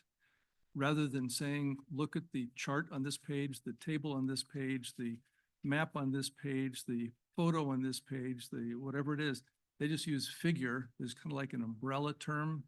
So whether it's a map or a chart or a graph or a table, it's just figure. That's just my experience. Oh, I'm sure that's true. I was looking at it from somebody who was trying to look at a specific thing. Like, to me, you look at figure, it could be anything. If you look at map, it's map. And so, that's a minor thing. That's very minor. I don't know how many people are going to be sitting down and reading the master plan for their nightly reading. But it took me a little bit of time to find, these figures are actually maps. That's all I was meaning. But overall, I think you did a brilliant job. I think with updating something that we've been using for a long time, like 60 years, making it readable, updating it, and there were, a few changes that made it more modern. Like I said, I did look at it page by page. I was very impressed with what you did, so congratulations. I'll just make a quick comment. I'm happen to be on page 61, the map, and what jumped out at me, as did in the other maps, in the center bottom where it says Hidden Valley, that sure looks like a great area to incorporate into CRPD's holdings. That went over well last time, but sure. Yeah. Yeah, that was one of the reasons I wanted to mention it. Well, any other wrap-up comments by board members on this particular item? I do want to add, we do have, it's part 1, part 2. So I would like to still have the board approve the annual update to the original master plan, so we can accompany the capital that was accomplished last fiscal year. And then there was no action, it was just to initiate and have a conversation with the board about the updated master plan. So. Okay. We heard the desire of Mr. Mooney in reference to approval of the master plan update and capital improvement program. I'd entertain, yes. I just want to ask a clarification on when you say update to a master plan, in comparison to this effort, which is a comprehensive update, the annual update, is that basically just like the action items, the things that are accomplished, implementing things for a given year. Is that really what the update is referring to? Correct, yeah, and like, if, and because you and Nelly were on the board, it was like, Page Lane gets developed. Yes. So this one is only capital, because we didn't develop new parks, but Page Lane gets developed, so there'd be like a one sheeter saying, hey, the chart now at 0, it's 14 acres developed, that type of thing. Okay. And so that would just be like the annual update versus doing a comprehensive Okay. census update. Yeah, I just wanted to clear that up. Okay, thank you, Mr. Chair. Okay. You know what I'm gonna ask for next? Oh, we have one more. Okay, Director Helfer. I'd like to move that we approve the recommendation to approve the annual update to the June 2011 master plan. Thank you. There's a second. I'll second that. Okay. Director Cusworth, there's a second. Any other thoughts or questions come to mind? If not, all in favor, say aye. Hi. Aye. Opposed, abstentions, hearing none, that motion will pass. Moving on to item C, authorize the lease, service, and management printer fleet at a cost of $1,555 per month for a 60-month lease plus per copy click charges. Staff. Thank you, Chair and board members. So yeah, I'm here to talk to you about printers. Woo! So what we have for you is basically a recommendation to re-up with our current provider, Rico. This is part of the Omnia Cooperative Purchasing Organization. So again, similar to Sourcewell, they all have their own little specialties, and this one is the one that handles our printers. The increase is pretty moderate. It's about $168 more a month, about $2,000 over the year, and the per copy rates are going up. I think it's 2/100ths of a cent for a black and white copy and 2 cents for a regular copy or something like that. It's very, very minimal, very reasonable after 5 years with them. And even with these updates, this is still cheaper than what we were paying in 2018 with our current provider. So we're really happy with them. They're very responsive, and this gets us new upgraded equipment on top of all of it. So we're very happy with it. I'm available for any questions, and Mark is on the line too. He wanted to be here but couldn't, so he's online if you have any questions for him. Thank you, Ms. Smith. Board members, any comments or questions associated with the copy? Yes, Yeah, I will say for our real estate office, this is actually, I'm shocked at the price that you're getting compared to just our 2 printers we have in our office. This is like, we're paying almost the same per month. So that's crazy. Yeah, these are excellent from my very small knowledge of copier. I'm glad to hear leases. that. and I appreciated seeing it. I'm sure it was presented previously, but I appreciate seeing the specific locations, and I notice it's 11 district-wide. Mhm. So that's good information. Okay, no other comments or questions? I'm looking for a motion. Oh, Since Director everybody's Huffer. just jumping right at the opportunity, I'd like to move that we approve staff recommendation to authorize the general manager to sign the RICO master lease agreement consistent with the attached proposal with RICO for the lease, service, and management of the printer fleet. Thank you. How about a second? I'll second it. Thank you, Director Buss. We have a motion and a second. Any other comments or questions come to mind? If not, all in favor say aye. Aye. Opposed, abstentions, hearing none, that motion will pass. And thank you, staff, for coming up with a good program here, cost especially. Okay, we're moving on to item 9D. Conejo Recreation Park District 30-year capital assessment maintenance plan. Okay, that was receive and file. Any discussion associated with that? Did I miss something? No? Okay. I typically do a brief report. Oh, okay. I'll keep it brief, but I Okay. typically will do a brief report on this item. Yeah. Thank you, Director Mooney. Thank you, Chair Lang, members of the board. Back in October 2012, we implemented this 30-year maintenance plan. And due to its large size, and we're going to pull up the spreadsheet here, we did not attach it to the report to save some paper and some printing costs. So basically, you know, this plan takes a look at what we currently have. When was it currently either updated or replaced, depending on the type of element. So it's maintenance. That's district wide. We do have a kind of a breakdown for parks, and we have a separate breakdown for buildings. And so we have 8 different items in parks, ranges from lighting to shade structures to playgrounds to parking lots. And then for the buildings, we have 16 different items that were considered. And that goes from roofing to windows to exterior paint, exterior lighting.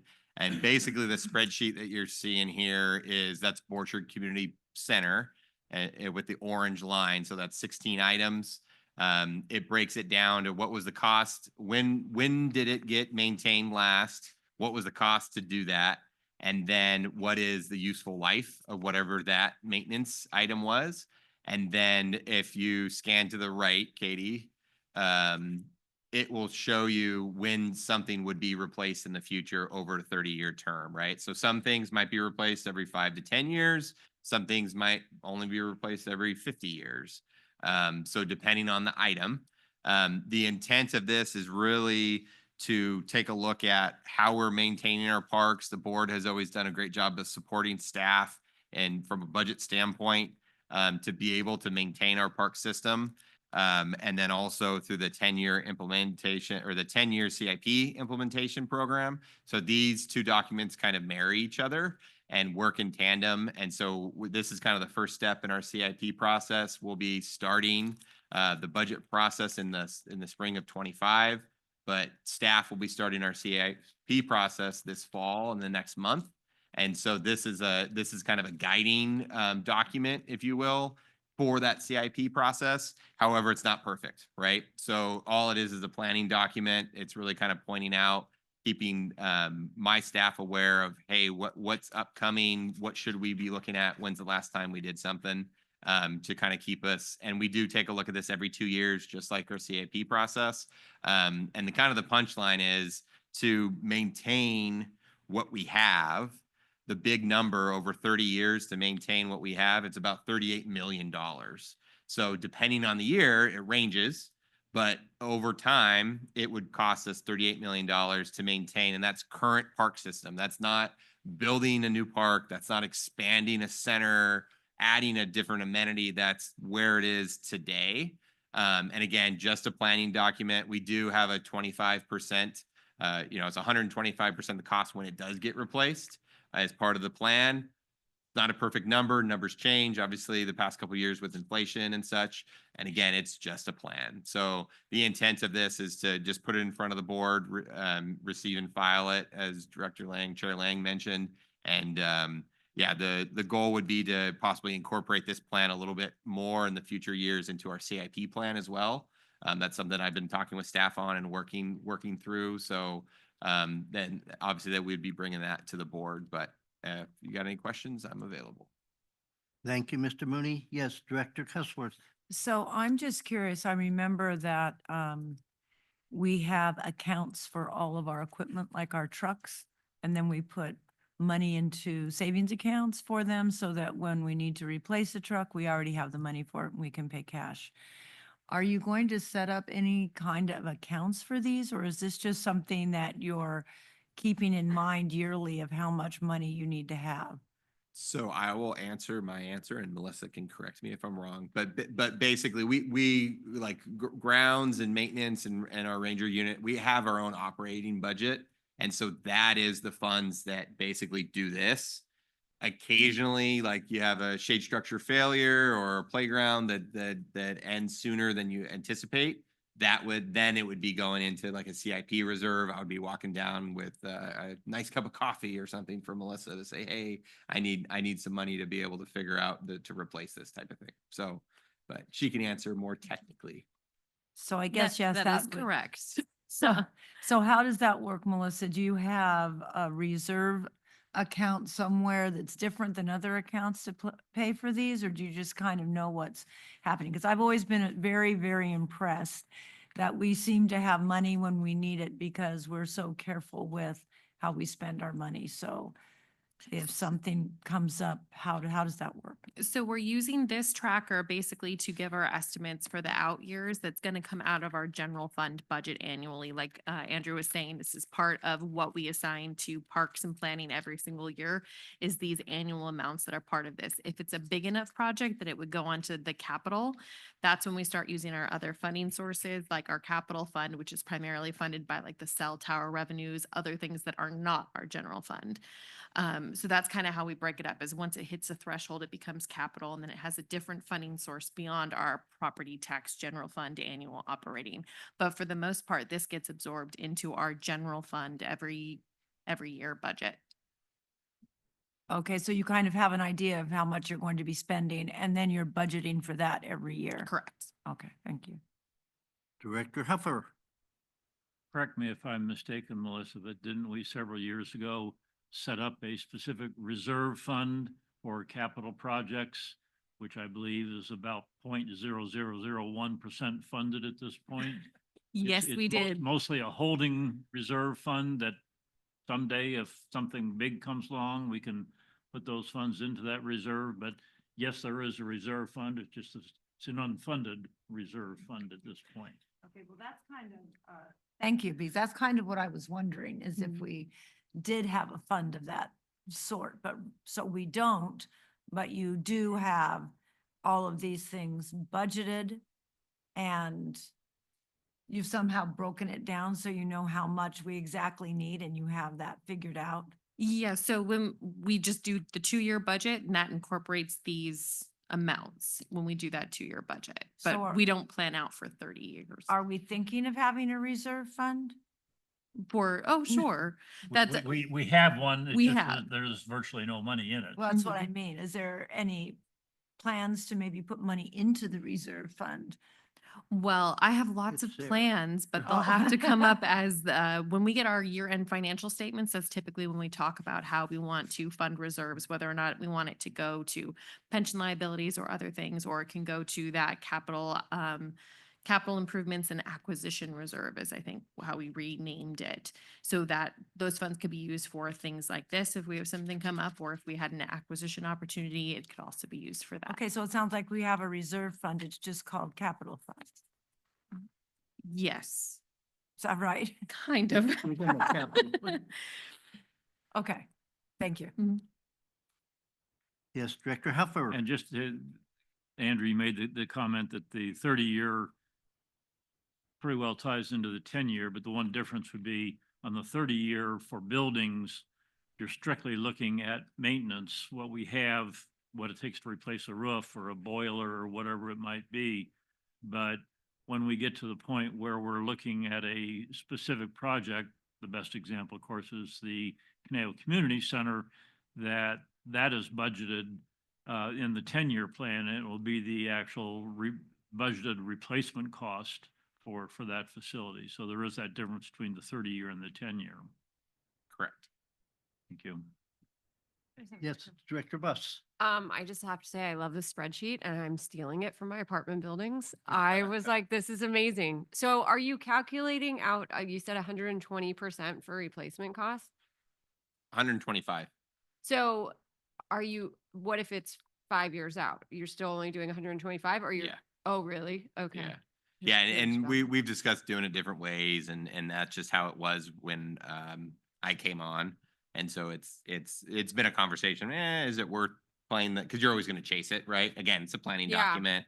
We're only budgeting for every 2 years. However, we want to forecast to see what's going to be a possible failure, or like parking lots and roofs, right? Yeah. Those are the typical two larger. Lighting has kind of come up a little bit recently, but that's little smaller bites. So. Yeah. No, yeah, because when usually I project out, like I do just like each year a 5%, 7%, whatever it is. But so that's why I was curious if that was already built in or I have to add that. That's awesome. No, I think it's great. Thank you. Yes, Director Nichols. I was also interested in the replacement concept. Buildings don't last forever. Conejo Community Center is on the short list for that. But there's no annual allocation at this point, if I understand this correctly, to say, hey, we need to allocate 2.5% of that cost of that building off to the side every year.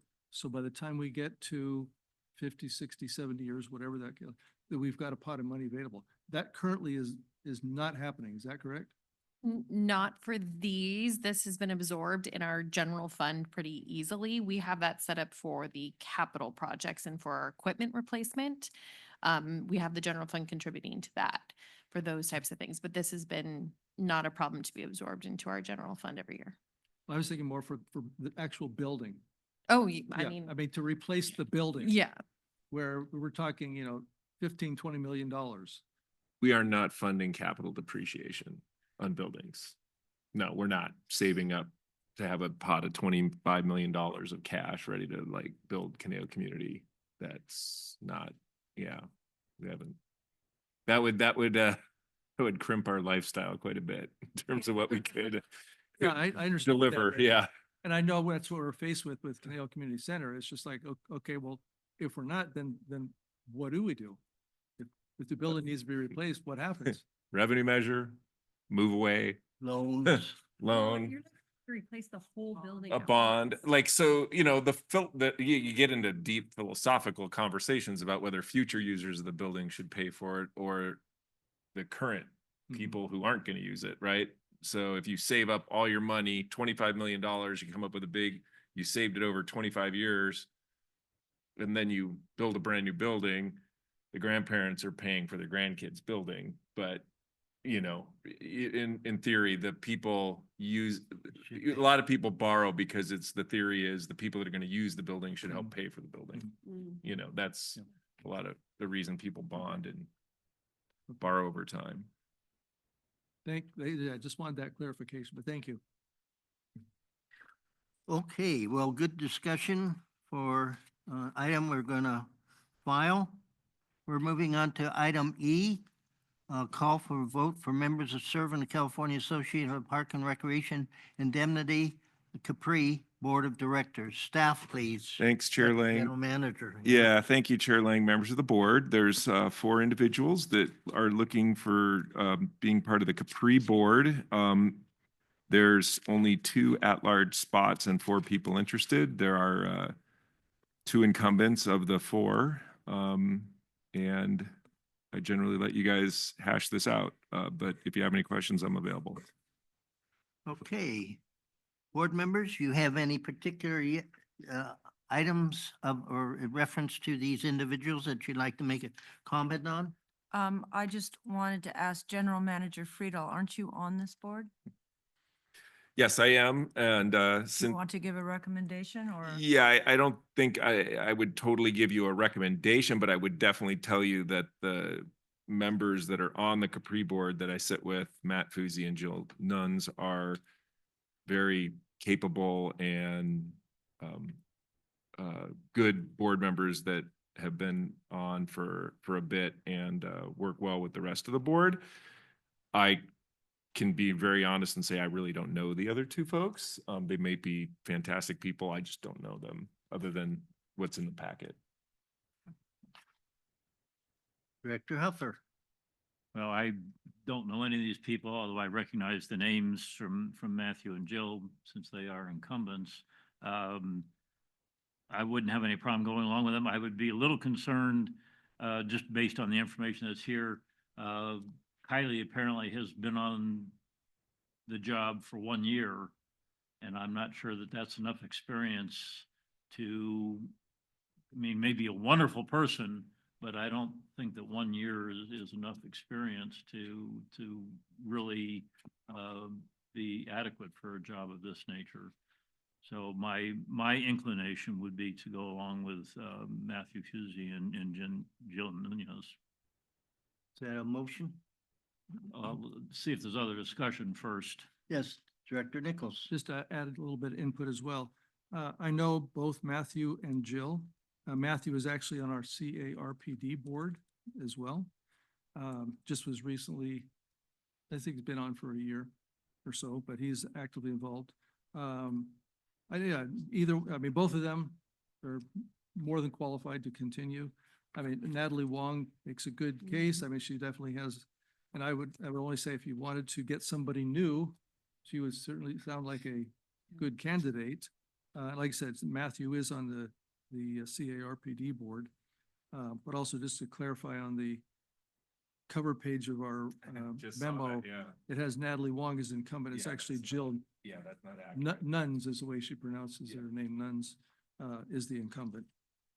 So yeah, just that would be my only input on that. Otherwise, Matthew and Jill, I know, would do a great job. They have been doing a great job. Okay, anyone want to make a motion?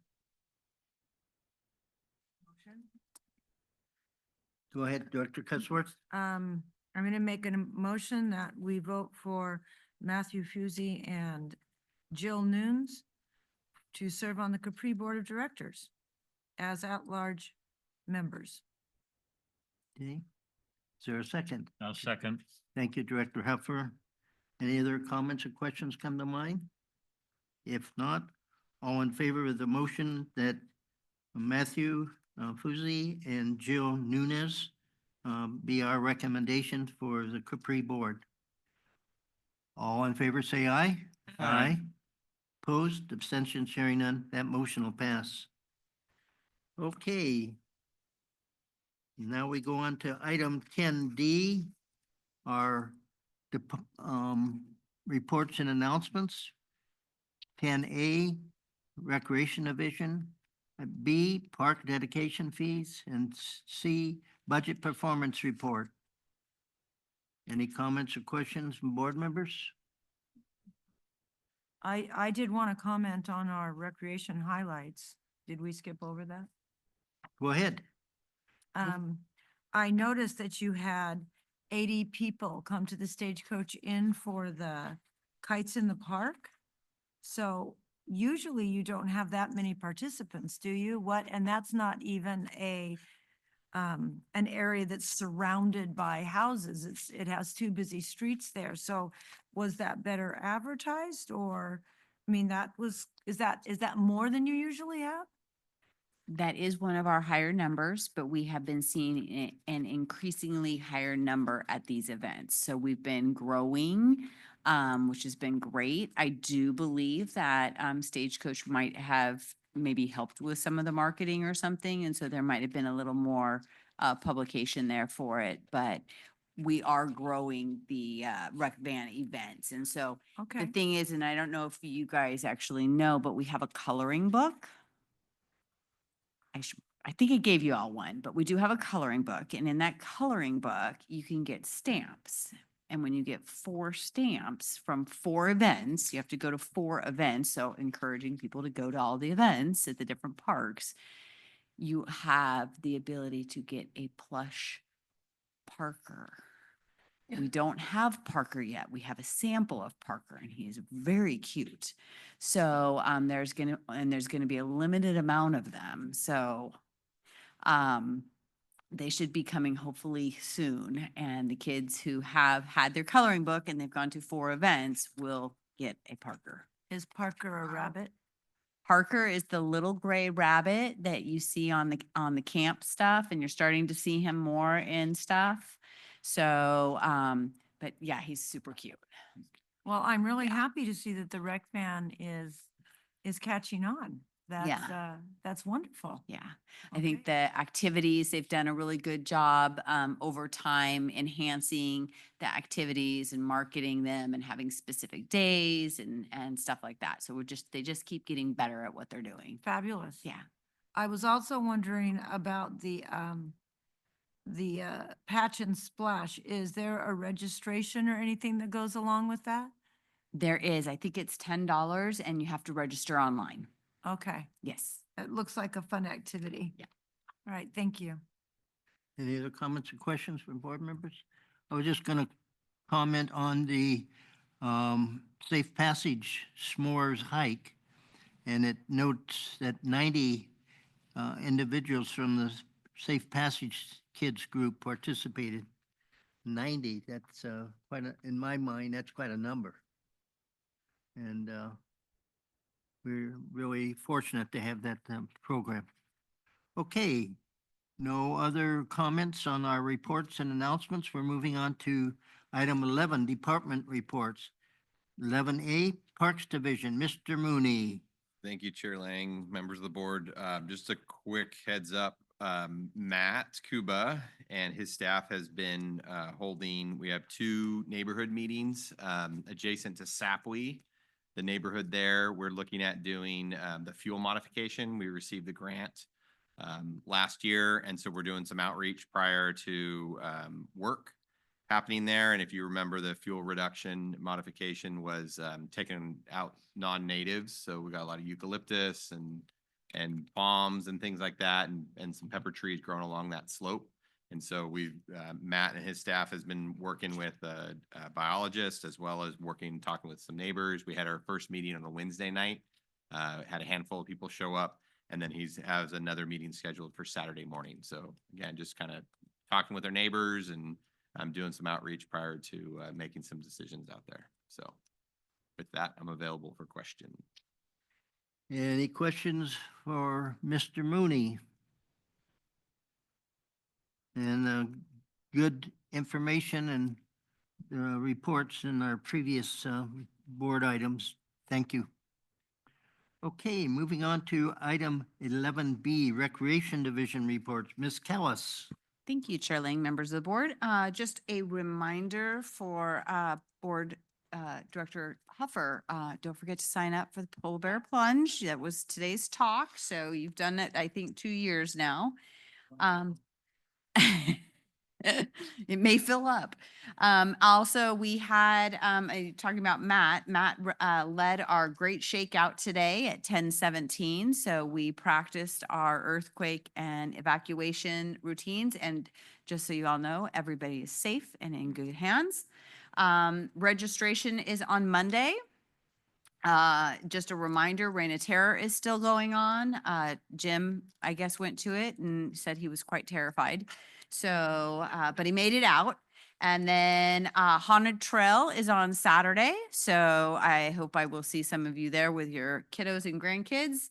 And the last thing is our Day of the Dead event. This will be our 2nd year having it, and it will be at Borchard again. It is on Friday, November 1st. With that, I'm available for questions. Do we have any board member questions for Ms. Callis in our recreation? I have Yes, one. Director Cusworth. So is this pretty much the last year? Have they said that they're not going to do it again? Reign of Terror. Oh, no, it kind of goes from year to year. So they've moved to their new location. So I think we'll see how long they're able to stay there. I have not heard that this is their for sure last year. Okay, but the Jans Mall doesn't currently have any plans for that space, correct? That we know Not of? that I'm aware of in the near future. Okay. Isn't that the hotel, the approved hotel location? No, it's not. They're, not? no, they're in the Burlington Coat Factory area. Oh, The okay. hotel is over across from Old Navy.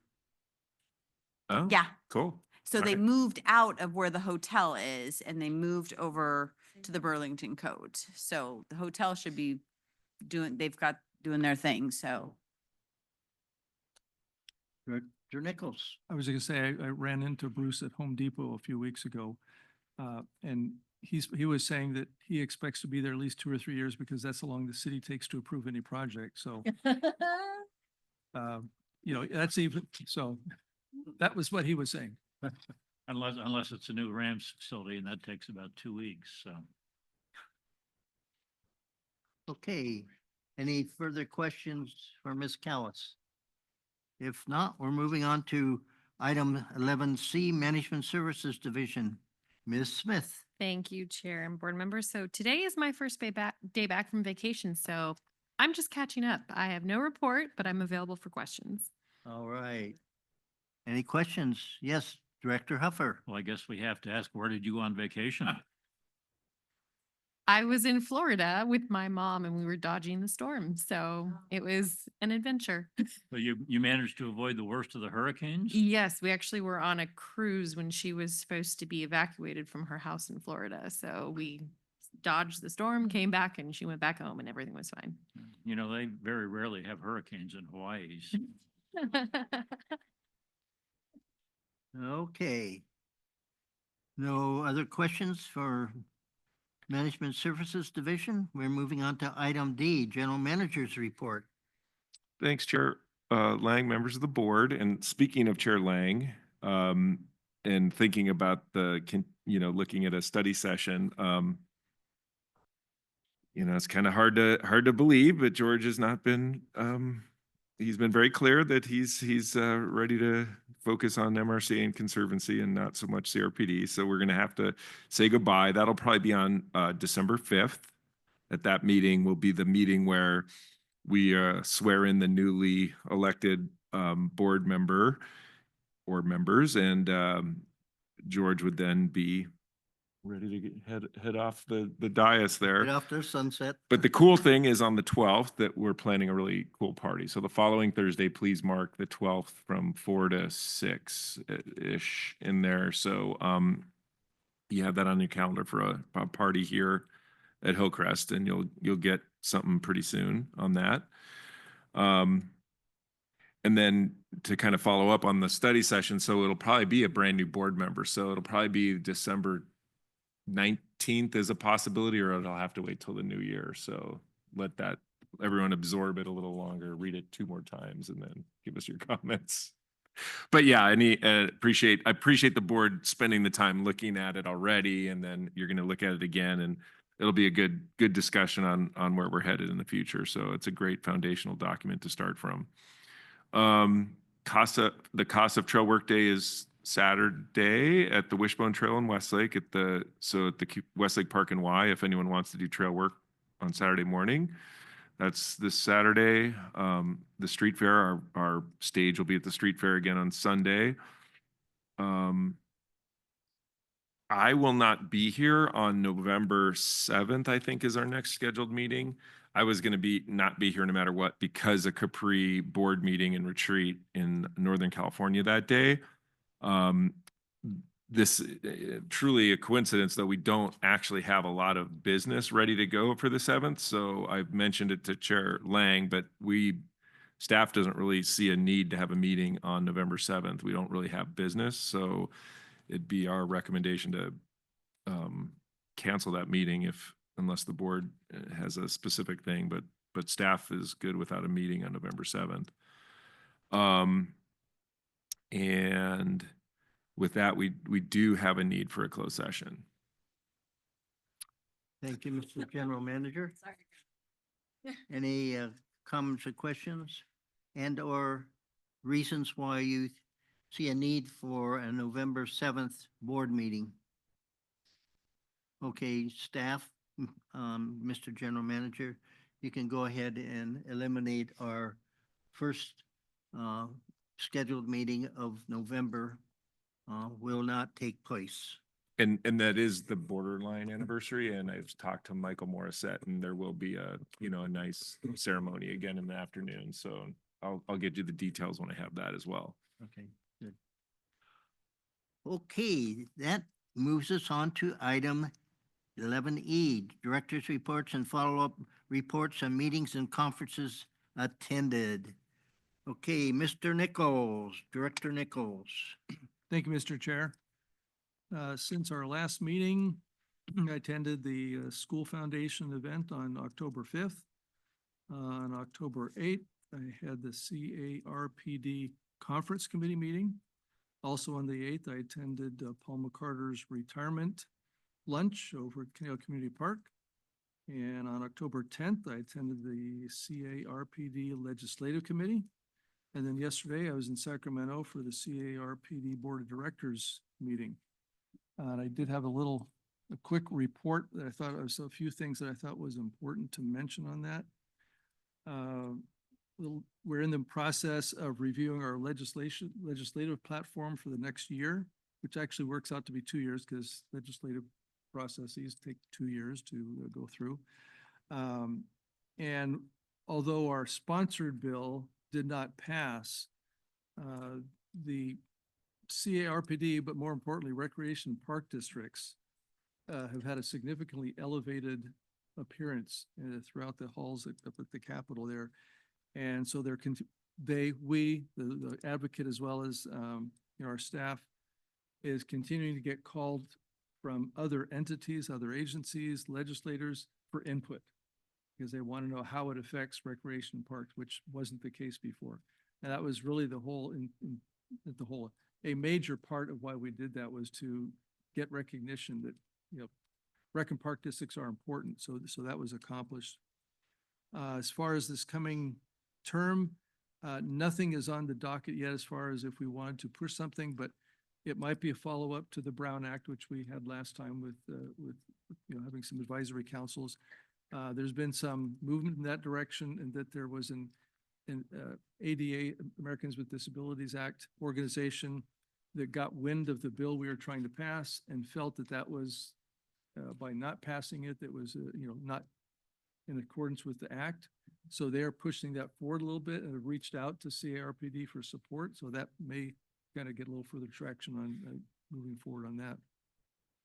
Also, we may be tackling the Quimby fees, because Senator Wiener has been trying to have several bills that are eroding or somehow affecting development impact fees and Quimby fees. And so the intent is that we need to push that forward to kind of protect our turf. And really that is it does affect cities and counties, but it probably affects rec and park districts more than anybody else. And so we're looking at seriously pushing forward something on that. And we have made some good inroads with some legislators. So we'll be reaching out to them to see if we can move that forward to protect our interests in that regard. There's also a suggestion, actually the board approved it, to move for our legislative committee to expand from 5 to 9 members and include 4 members that are not on the board of directors. So there will be a notice going out for those interested, such as our general manager or other directors that attend on a regular basis. If they wanted to sign up for a 2-year term, they would actually have a vote on what happens with that committee, which has become a very active part of our group. Also, ERAF, which stands for the Education Revenue Augmentation Fund. We're looking at pursuing that a little bit more. And I believe our general manager indicated that since 1993, the park district has contributed involuntarily $53 million to that fund. And so we're going to initiate a study to try and get all that information from all the rec and park districts to get a grand total, because we need data before we can even argue with the legislators on how it's affected the districts. And we don't expect to get the money back, but we hope to make it as a bargaining chip for getting some recognition on how we do need some financial support.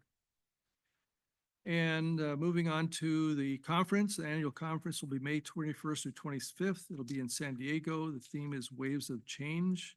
And there will be a call for sessions if anyone's interested in speaking or giving some type of a session for that. And for member services, they are initiating a mentorship program where existing general managers can run alongside new general managers, or existing board members can partner up with new board members to try and mentor them through their first year or so of their new assignment. And there will be a board member orientation for any new board members on January 28th, 5:30 p.m. It will be focusing on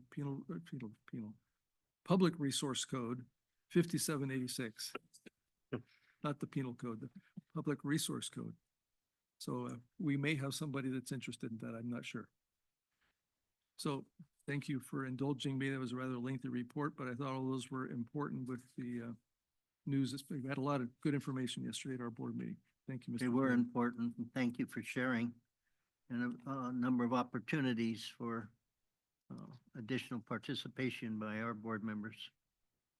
Okay, Director Buss. Okay, so I as well attended the Conejo Schools Foundation Gala.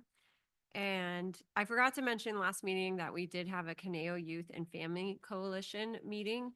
and we discussed moving our summit from May to August because I was commenting on how our allocations day for Rotary, when we hand out all the money, there are so many nonprofits that show up. And so we were saying that if we waited till that occurred, which happens in July, that then we could give them all an invitation, or the ones that would make sense to give an invitation to our summit. And then maybe we would be able to get other nonprofits who have not participated. So whoever is on that board next year, that's when they'll be planning the summit. It will be in August, potentially. So I did visit the Dos Vientos Center and got the grand tour, and I am jealous of the batting cages that the pony baseball have. Those are amazing. And also learned some fun facts about who was it that the basketball coach that ran tryouts there? It's Oh, Pat Riley. yeah, which I was like, wow, that's crazy that he used that gym. So fun fact. I also did commit my children to child abuse and took them to the Reign of Terror. My 10-year-old did not make it through. We made it through about 10 minutes of it. My 13-year-old, well, my husband looked at me and said, should I take her out? And I said, absolutely not. I will take her out. You go ahead with the middle schoolers and finish this. And so, yes, I saw Jim, and I have the hilarious picture of my daughter and her cousin, and my daughter's face is like crying. She's so, yeah. So she will be happy to hear, though, because she was really upset she didn't make it through. And I only took her because I thought it was the last year. And then she was mad at herself that she didn't make it through. And I'm like, it's okay. So, well, we talked about doing the lights on, and then we talked about doing it again. And yeah, so, but she was a little sad that she didn't make it through. And I said, it's okay. You're only 10. But yeah, it's pretty terrifying. I'm not gonna lie. The people, when you wait in line, that come up to you, like, I got scared by one of the young ladies. And then when the giant men would come along, I was like hiding behind my brother. So, but yeah, so that's my report. Thank you, Director Bus. Director Cutsworth. So I was thinking of going to the Reign of Terror because I thought that it was this last year. And my almost 13-year-old granddaughter was telling me she might be interested in going. They And- liked it. And I was wondering if she would be too scared. I mean, she watches pretty scary movies, I think. So, I No. mean, Voldemort doesn't bother her, No, but the 12-year-olds and 13-year-olds were fine. they were okay. Uh-huh. All right. So, Fourth grade might be a little young. all right. So I was definitely, on the fence. I did go before when I was first a board member, and I actually just took the idea of, oh, I wonder how they got that effect. Oh, that's interesting. Oh, this is kind of cool. So I think I just tried to not be scared and just kept thinking, well, none of it's real. Yeah. So, so we'll see if that happens. This month I spent kind of a lot of time at the museums, which I do tend to do, but I was, of course, at Voices of Old Conejo, like 6 times. And then the Harvest Festival was a huge success over at McRae Ranch. They had a sold-out crowd, and it was very busy, very fun. So they would like to be able to expand it, I think. And it was a good price considering how much other harvest festivals are around town. I was at a Stagecoach Inn Museum Board meeting, and I was also at Paul's retirement. And then last month, since I wasn't here, I just, I do the speaker series at the Stagecoach Inn, so I hadn't been to any speaker series for Costco or the Goebel Center. So I decided to go and support their speaker series, and they were both very good. The Goebel Center had the lady from the zoo come, who I had her come to the Stagecoach Inn last year, but we have a small intimate thing. But she came, they had almost a sold out crowd. She brought all these animals.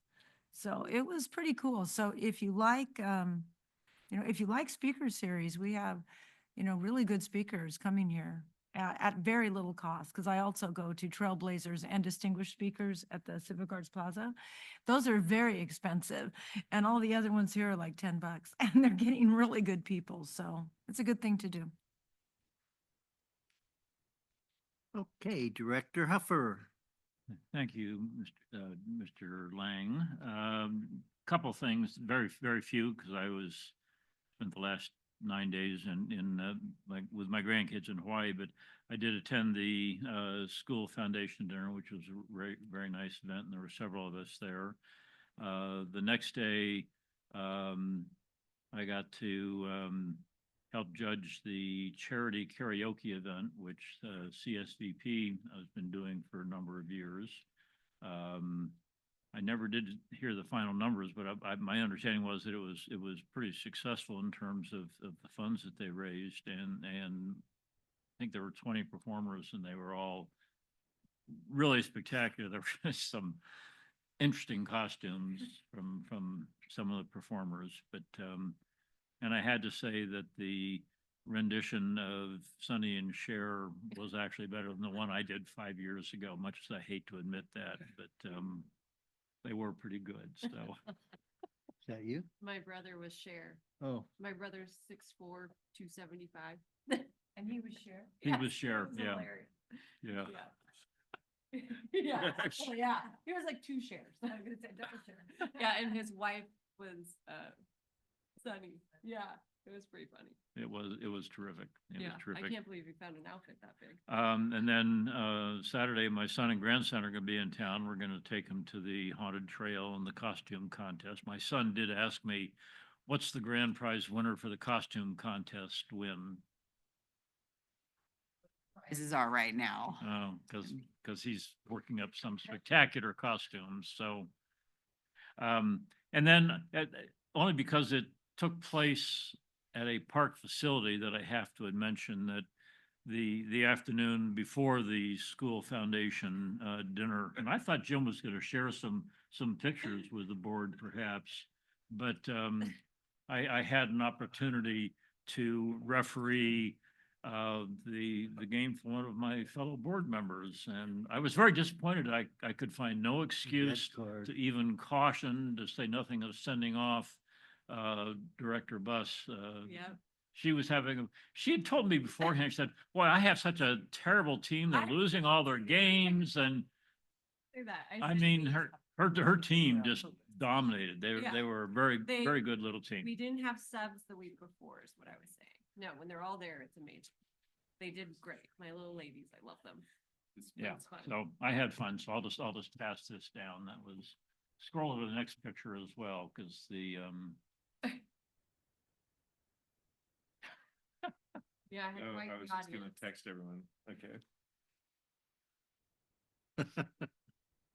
and you didn't get a red card.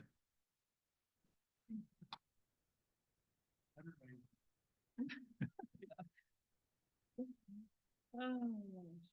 Yeah, you Any more, you did Mr. okay. Huff- Did a Director nice Helfer? job. Any more No. on your report? that's it. Okay, I'll kind of wrap it up.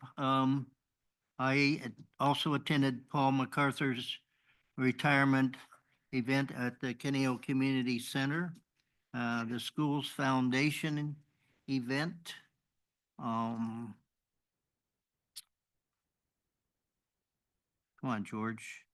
Well, as the general manager mentioned, kind of working on a retirement party, so I've been spending a fair amount of time here at the district offices,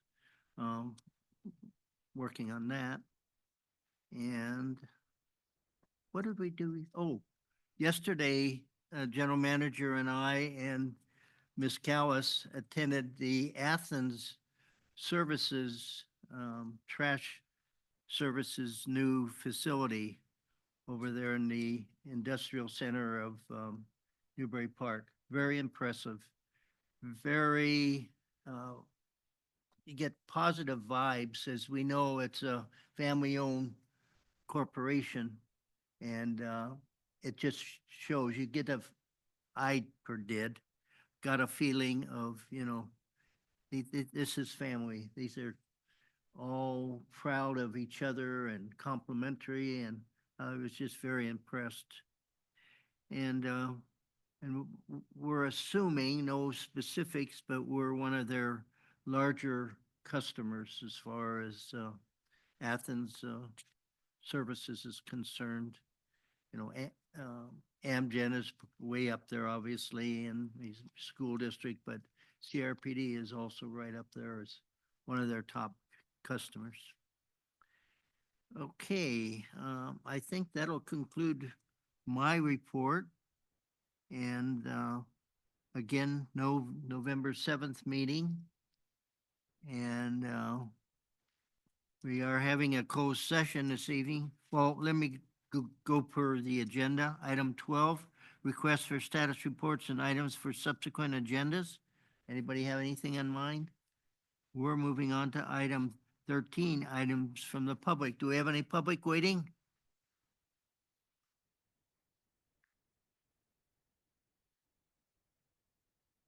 You're good. Are you gonna, you fill out a card? Well, after you speak, go ahead.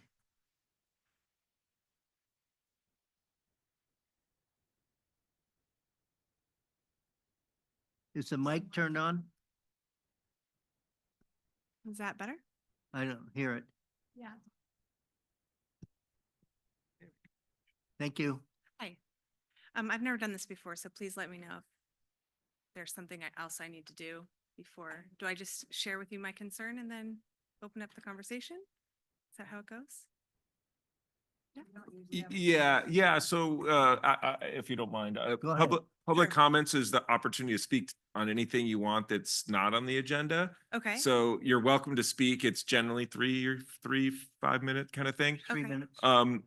But we don't, the Brown Act, the rules don't allow us to start having an in-depth conversation with you about that, but whatever it is, I'm sure we'll follow up with you and have a conversation. Sure. Okay, great. My name is Katie Pedersen, and I live on Ebenstar Park.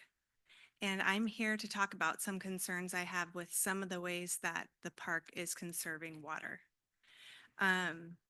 So about a year ago, I was diagnosed with breast cancer. So this became a little bit more personal to me, I guess. And I live right on the park, and so I was in my garage, and I was noticing a man spraying a pesticide or herbicide all over the wood chips. So because a lot of the park has now been turned, or not a lot, but portions of the wood chip of the parks have been turned to wood chips, there needs to be a herbicide sprayed on every inch of those wood chips to keep weeds from growing. So I called the park, and they told me that the herbicide that was being used is a herbicide called glufosinate. So when I looked up that herbicide, it looks as though it has a pretty safe profile for animals and people if used in a very specific way, which it doesn't seem like it's being used that way, at least the way that when I witnessed this man spraying every inch. And so I guess my concern is about this is, in addition to that, I've also heard of 3 other people on our street that were diagnosed with cancer. And this isn't to say that this herbicide is what's causing people's cancer. It's just to say that there's likely a very, like a toxic load that we all carry. And my concern is there a way for us to conserve water without adding to our toxic load? And so I'm wondering if there are people on your board that look into the long-term effects of the things that we are using to combat water usage, which I think is an awesome thing that we're doing. But I'm wondering if there's some more creative ways we can do that besides adding a herbicide to every inch of a park where there's a lot of children, there's little kids, I've lived there since my kids were born for 16 years. So kids put wood chips in their mouths, dogs eat wood chips. And so as much as I know that this herbicide is safe when used in a certain way, it is not safe to ingest. And so one of the reasons this came up is because when talking, I don't think I spoke with you, Mr. Mooney. Did we speak? Okay. I think I spoke to the man you mentioned earlier. Most likely, if you called the office up here, you spoke with Matt Kuba, the park Yes. superintendent. Yes, okay, so I spoke with him, and he was mentioning one of the parks that he turned, I guess it's on Thousand Oaks Boulevard. I think he made some of it turf, astroturf, artificial turf, at next to Thousand Oaks High School, I think it is, and he directed me to that park and said, like, look at everything that we're doing, and it looked beautiful. Since then, there's been a lot of news coming out about also the toxicity of using artificial turf.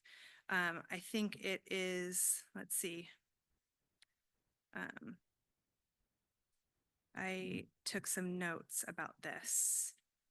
In October 2022, the mayor in Boston ordered a halt to new artificial turf installations in city parks due to toxic chemicals in artificial turf. These chemicals include PFAS, which I'm sure some of you have heard of, and are linked to cancer, immune system deficiencies, high cholesterol, low fertility, and developmental issues in children. So I think my concern is that we're solving a problem and creating a bigger one potentially, and that even if this herbicide is safe right now, it's worth looking into, because I don't know if the safety profile of it has been measured in the use of parks where there's lots of children, and also whether the safety profile is looked at if you're using it near children, near kids walking by. So I know when I talked to Matt Cuba, he mentioned, well, there's only certain times of the day that we're using that when the wind is not, it's not over a certain type of wind in the air. And I just don't feel like that's sustainable. And in a park setting, you never know if somebody's going to be there. So how does the person who's coming know if children are going to be around? And so I guess I'm a little bit concerned with that answer that he gave me. So I'm here to see if, one, there is somebody who's looking into the safety of these, the things that are being used. If there's somebody on the board who does that. Two, if there is an opportunity for people to get involved in in that decision making. What you're doing to a park that is servicing so many people. And again, I guess this isn't a discussion, so you can't answer those questions, but those are questions I'd like answers to. Let's see. I know when speaking to a lot of people in my neighborhood that a lot more people want to get involved in this discussion. And yeah, I guess when just doing a very easy Google search, it seems like there's a lot of other more creative ways to conserve water besides ripping up grass and putting in wood chips that you have to maintain, you have to spray, and you have to keep, I mean, even now after calling him, I don't think they've come out and sprayed very much anymore. And so there's weeds everywhere, which honestly for safety reasons, I prefer than the chemicals. But yeah, I guess I'm just here to put that out there and see if anyone else has come and voiced those concerns, and to see if there's a way that we could be at the next meeting where you're planning to, I don't know if there's other meetings that are not like this that we can be a part of to come up with creative and safe plans to conserve water. That's it. Okay. Thank you very much. And they'll give you a card to fill out. And yeah, if you can give us your contact info on the card, we'll reach out and we'll continue the dialogue here. Okay. And we have no other public speakers. We're moving on to item 14, executive closed session per Government Code Section 54957, Public Employees Performance Evaluation, General Manager. And how long will this take? It could take it could be really fast. In fact, I could start it with people here. Okay. Because I'm going to take a restroom break, Oh, but well, no, go ahead. Well, it's that time of year for doing my reviews. The first question is, do you want to do it the same we've always done it? I always give the option to do other ways. You guys have a memo. Do you want to read it into closed session so she can close the Zoom? Yeah, he just did. Okay. George just did. So What? we're going into closed session. Yeah. So, yeah, you can close Zoom. Yeah, thanks.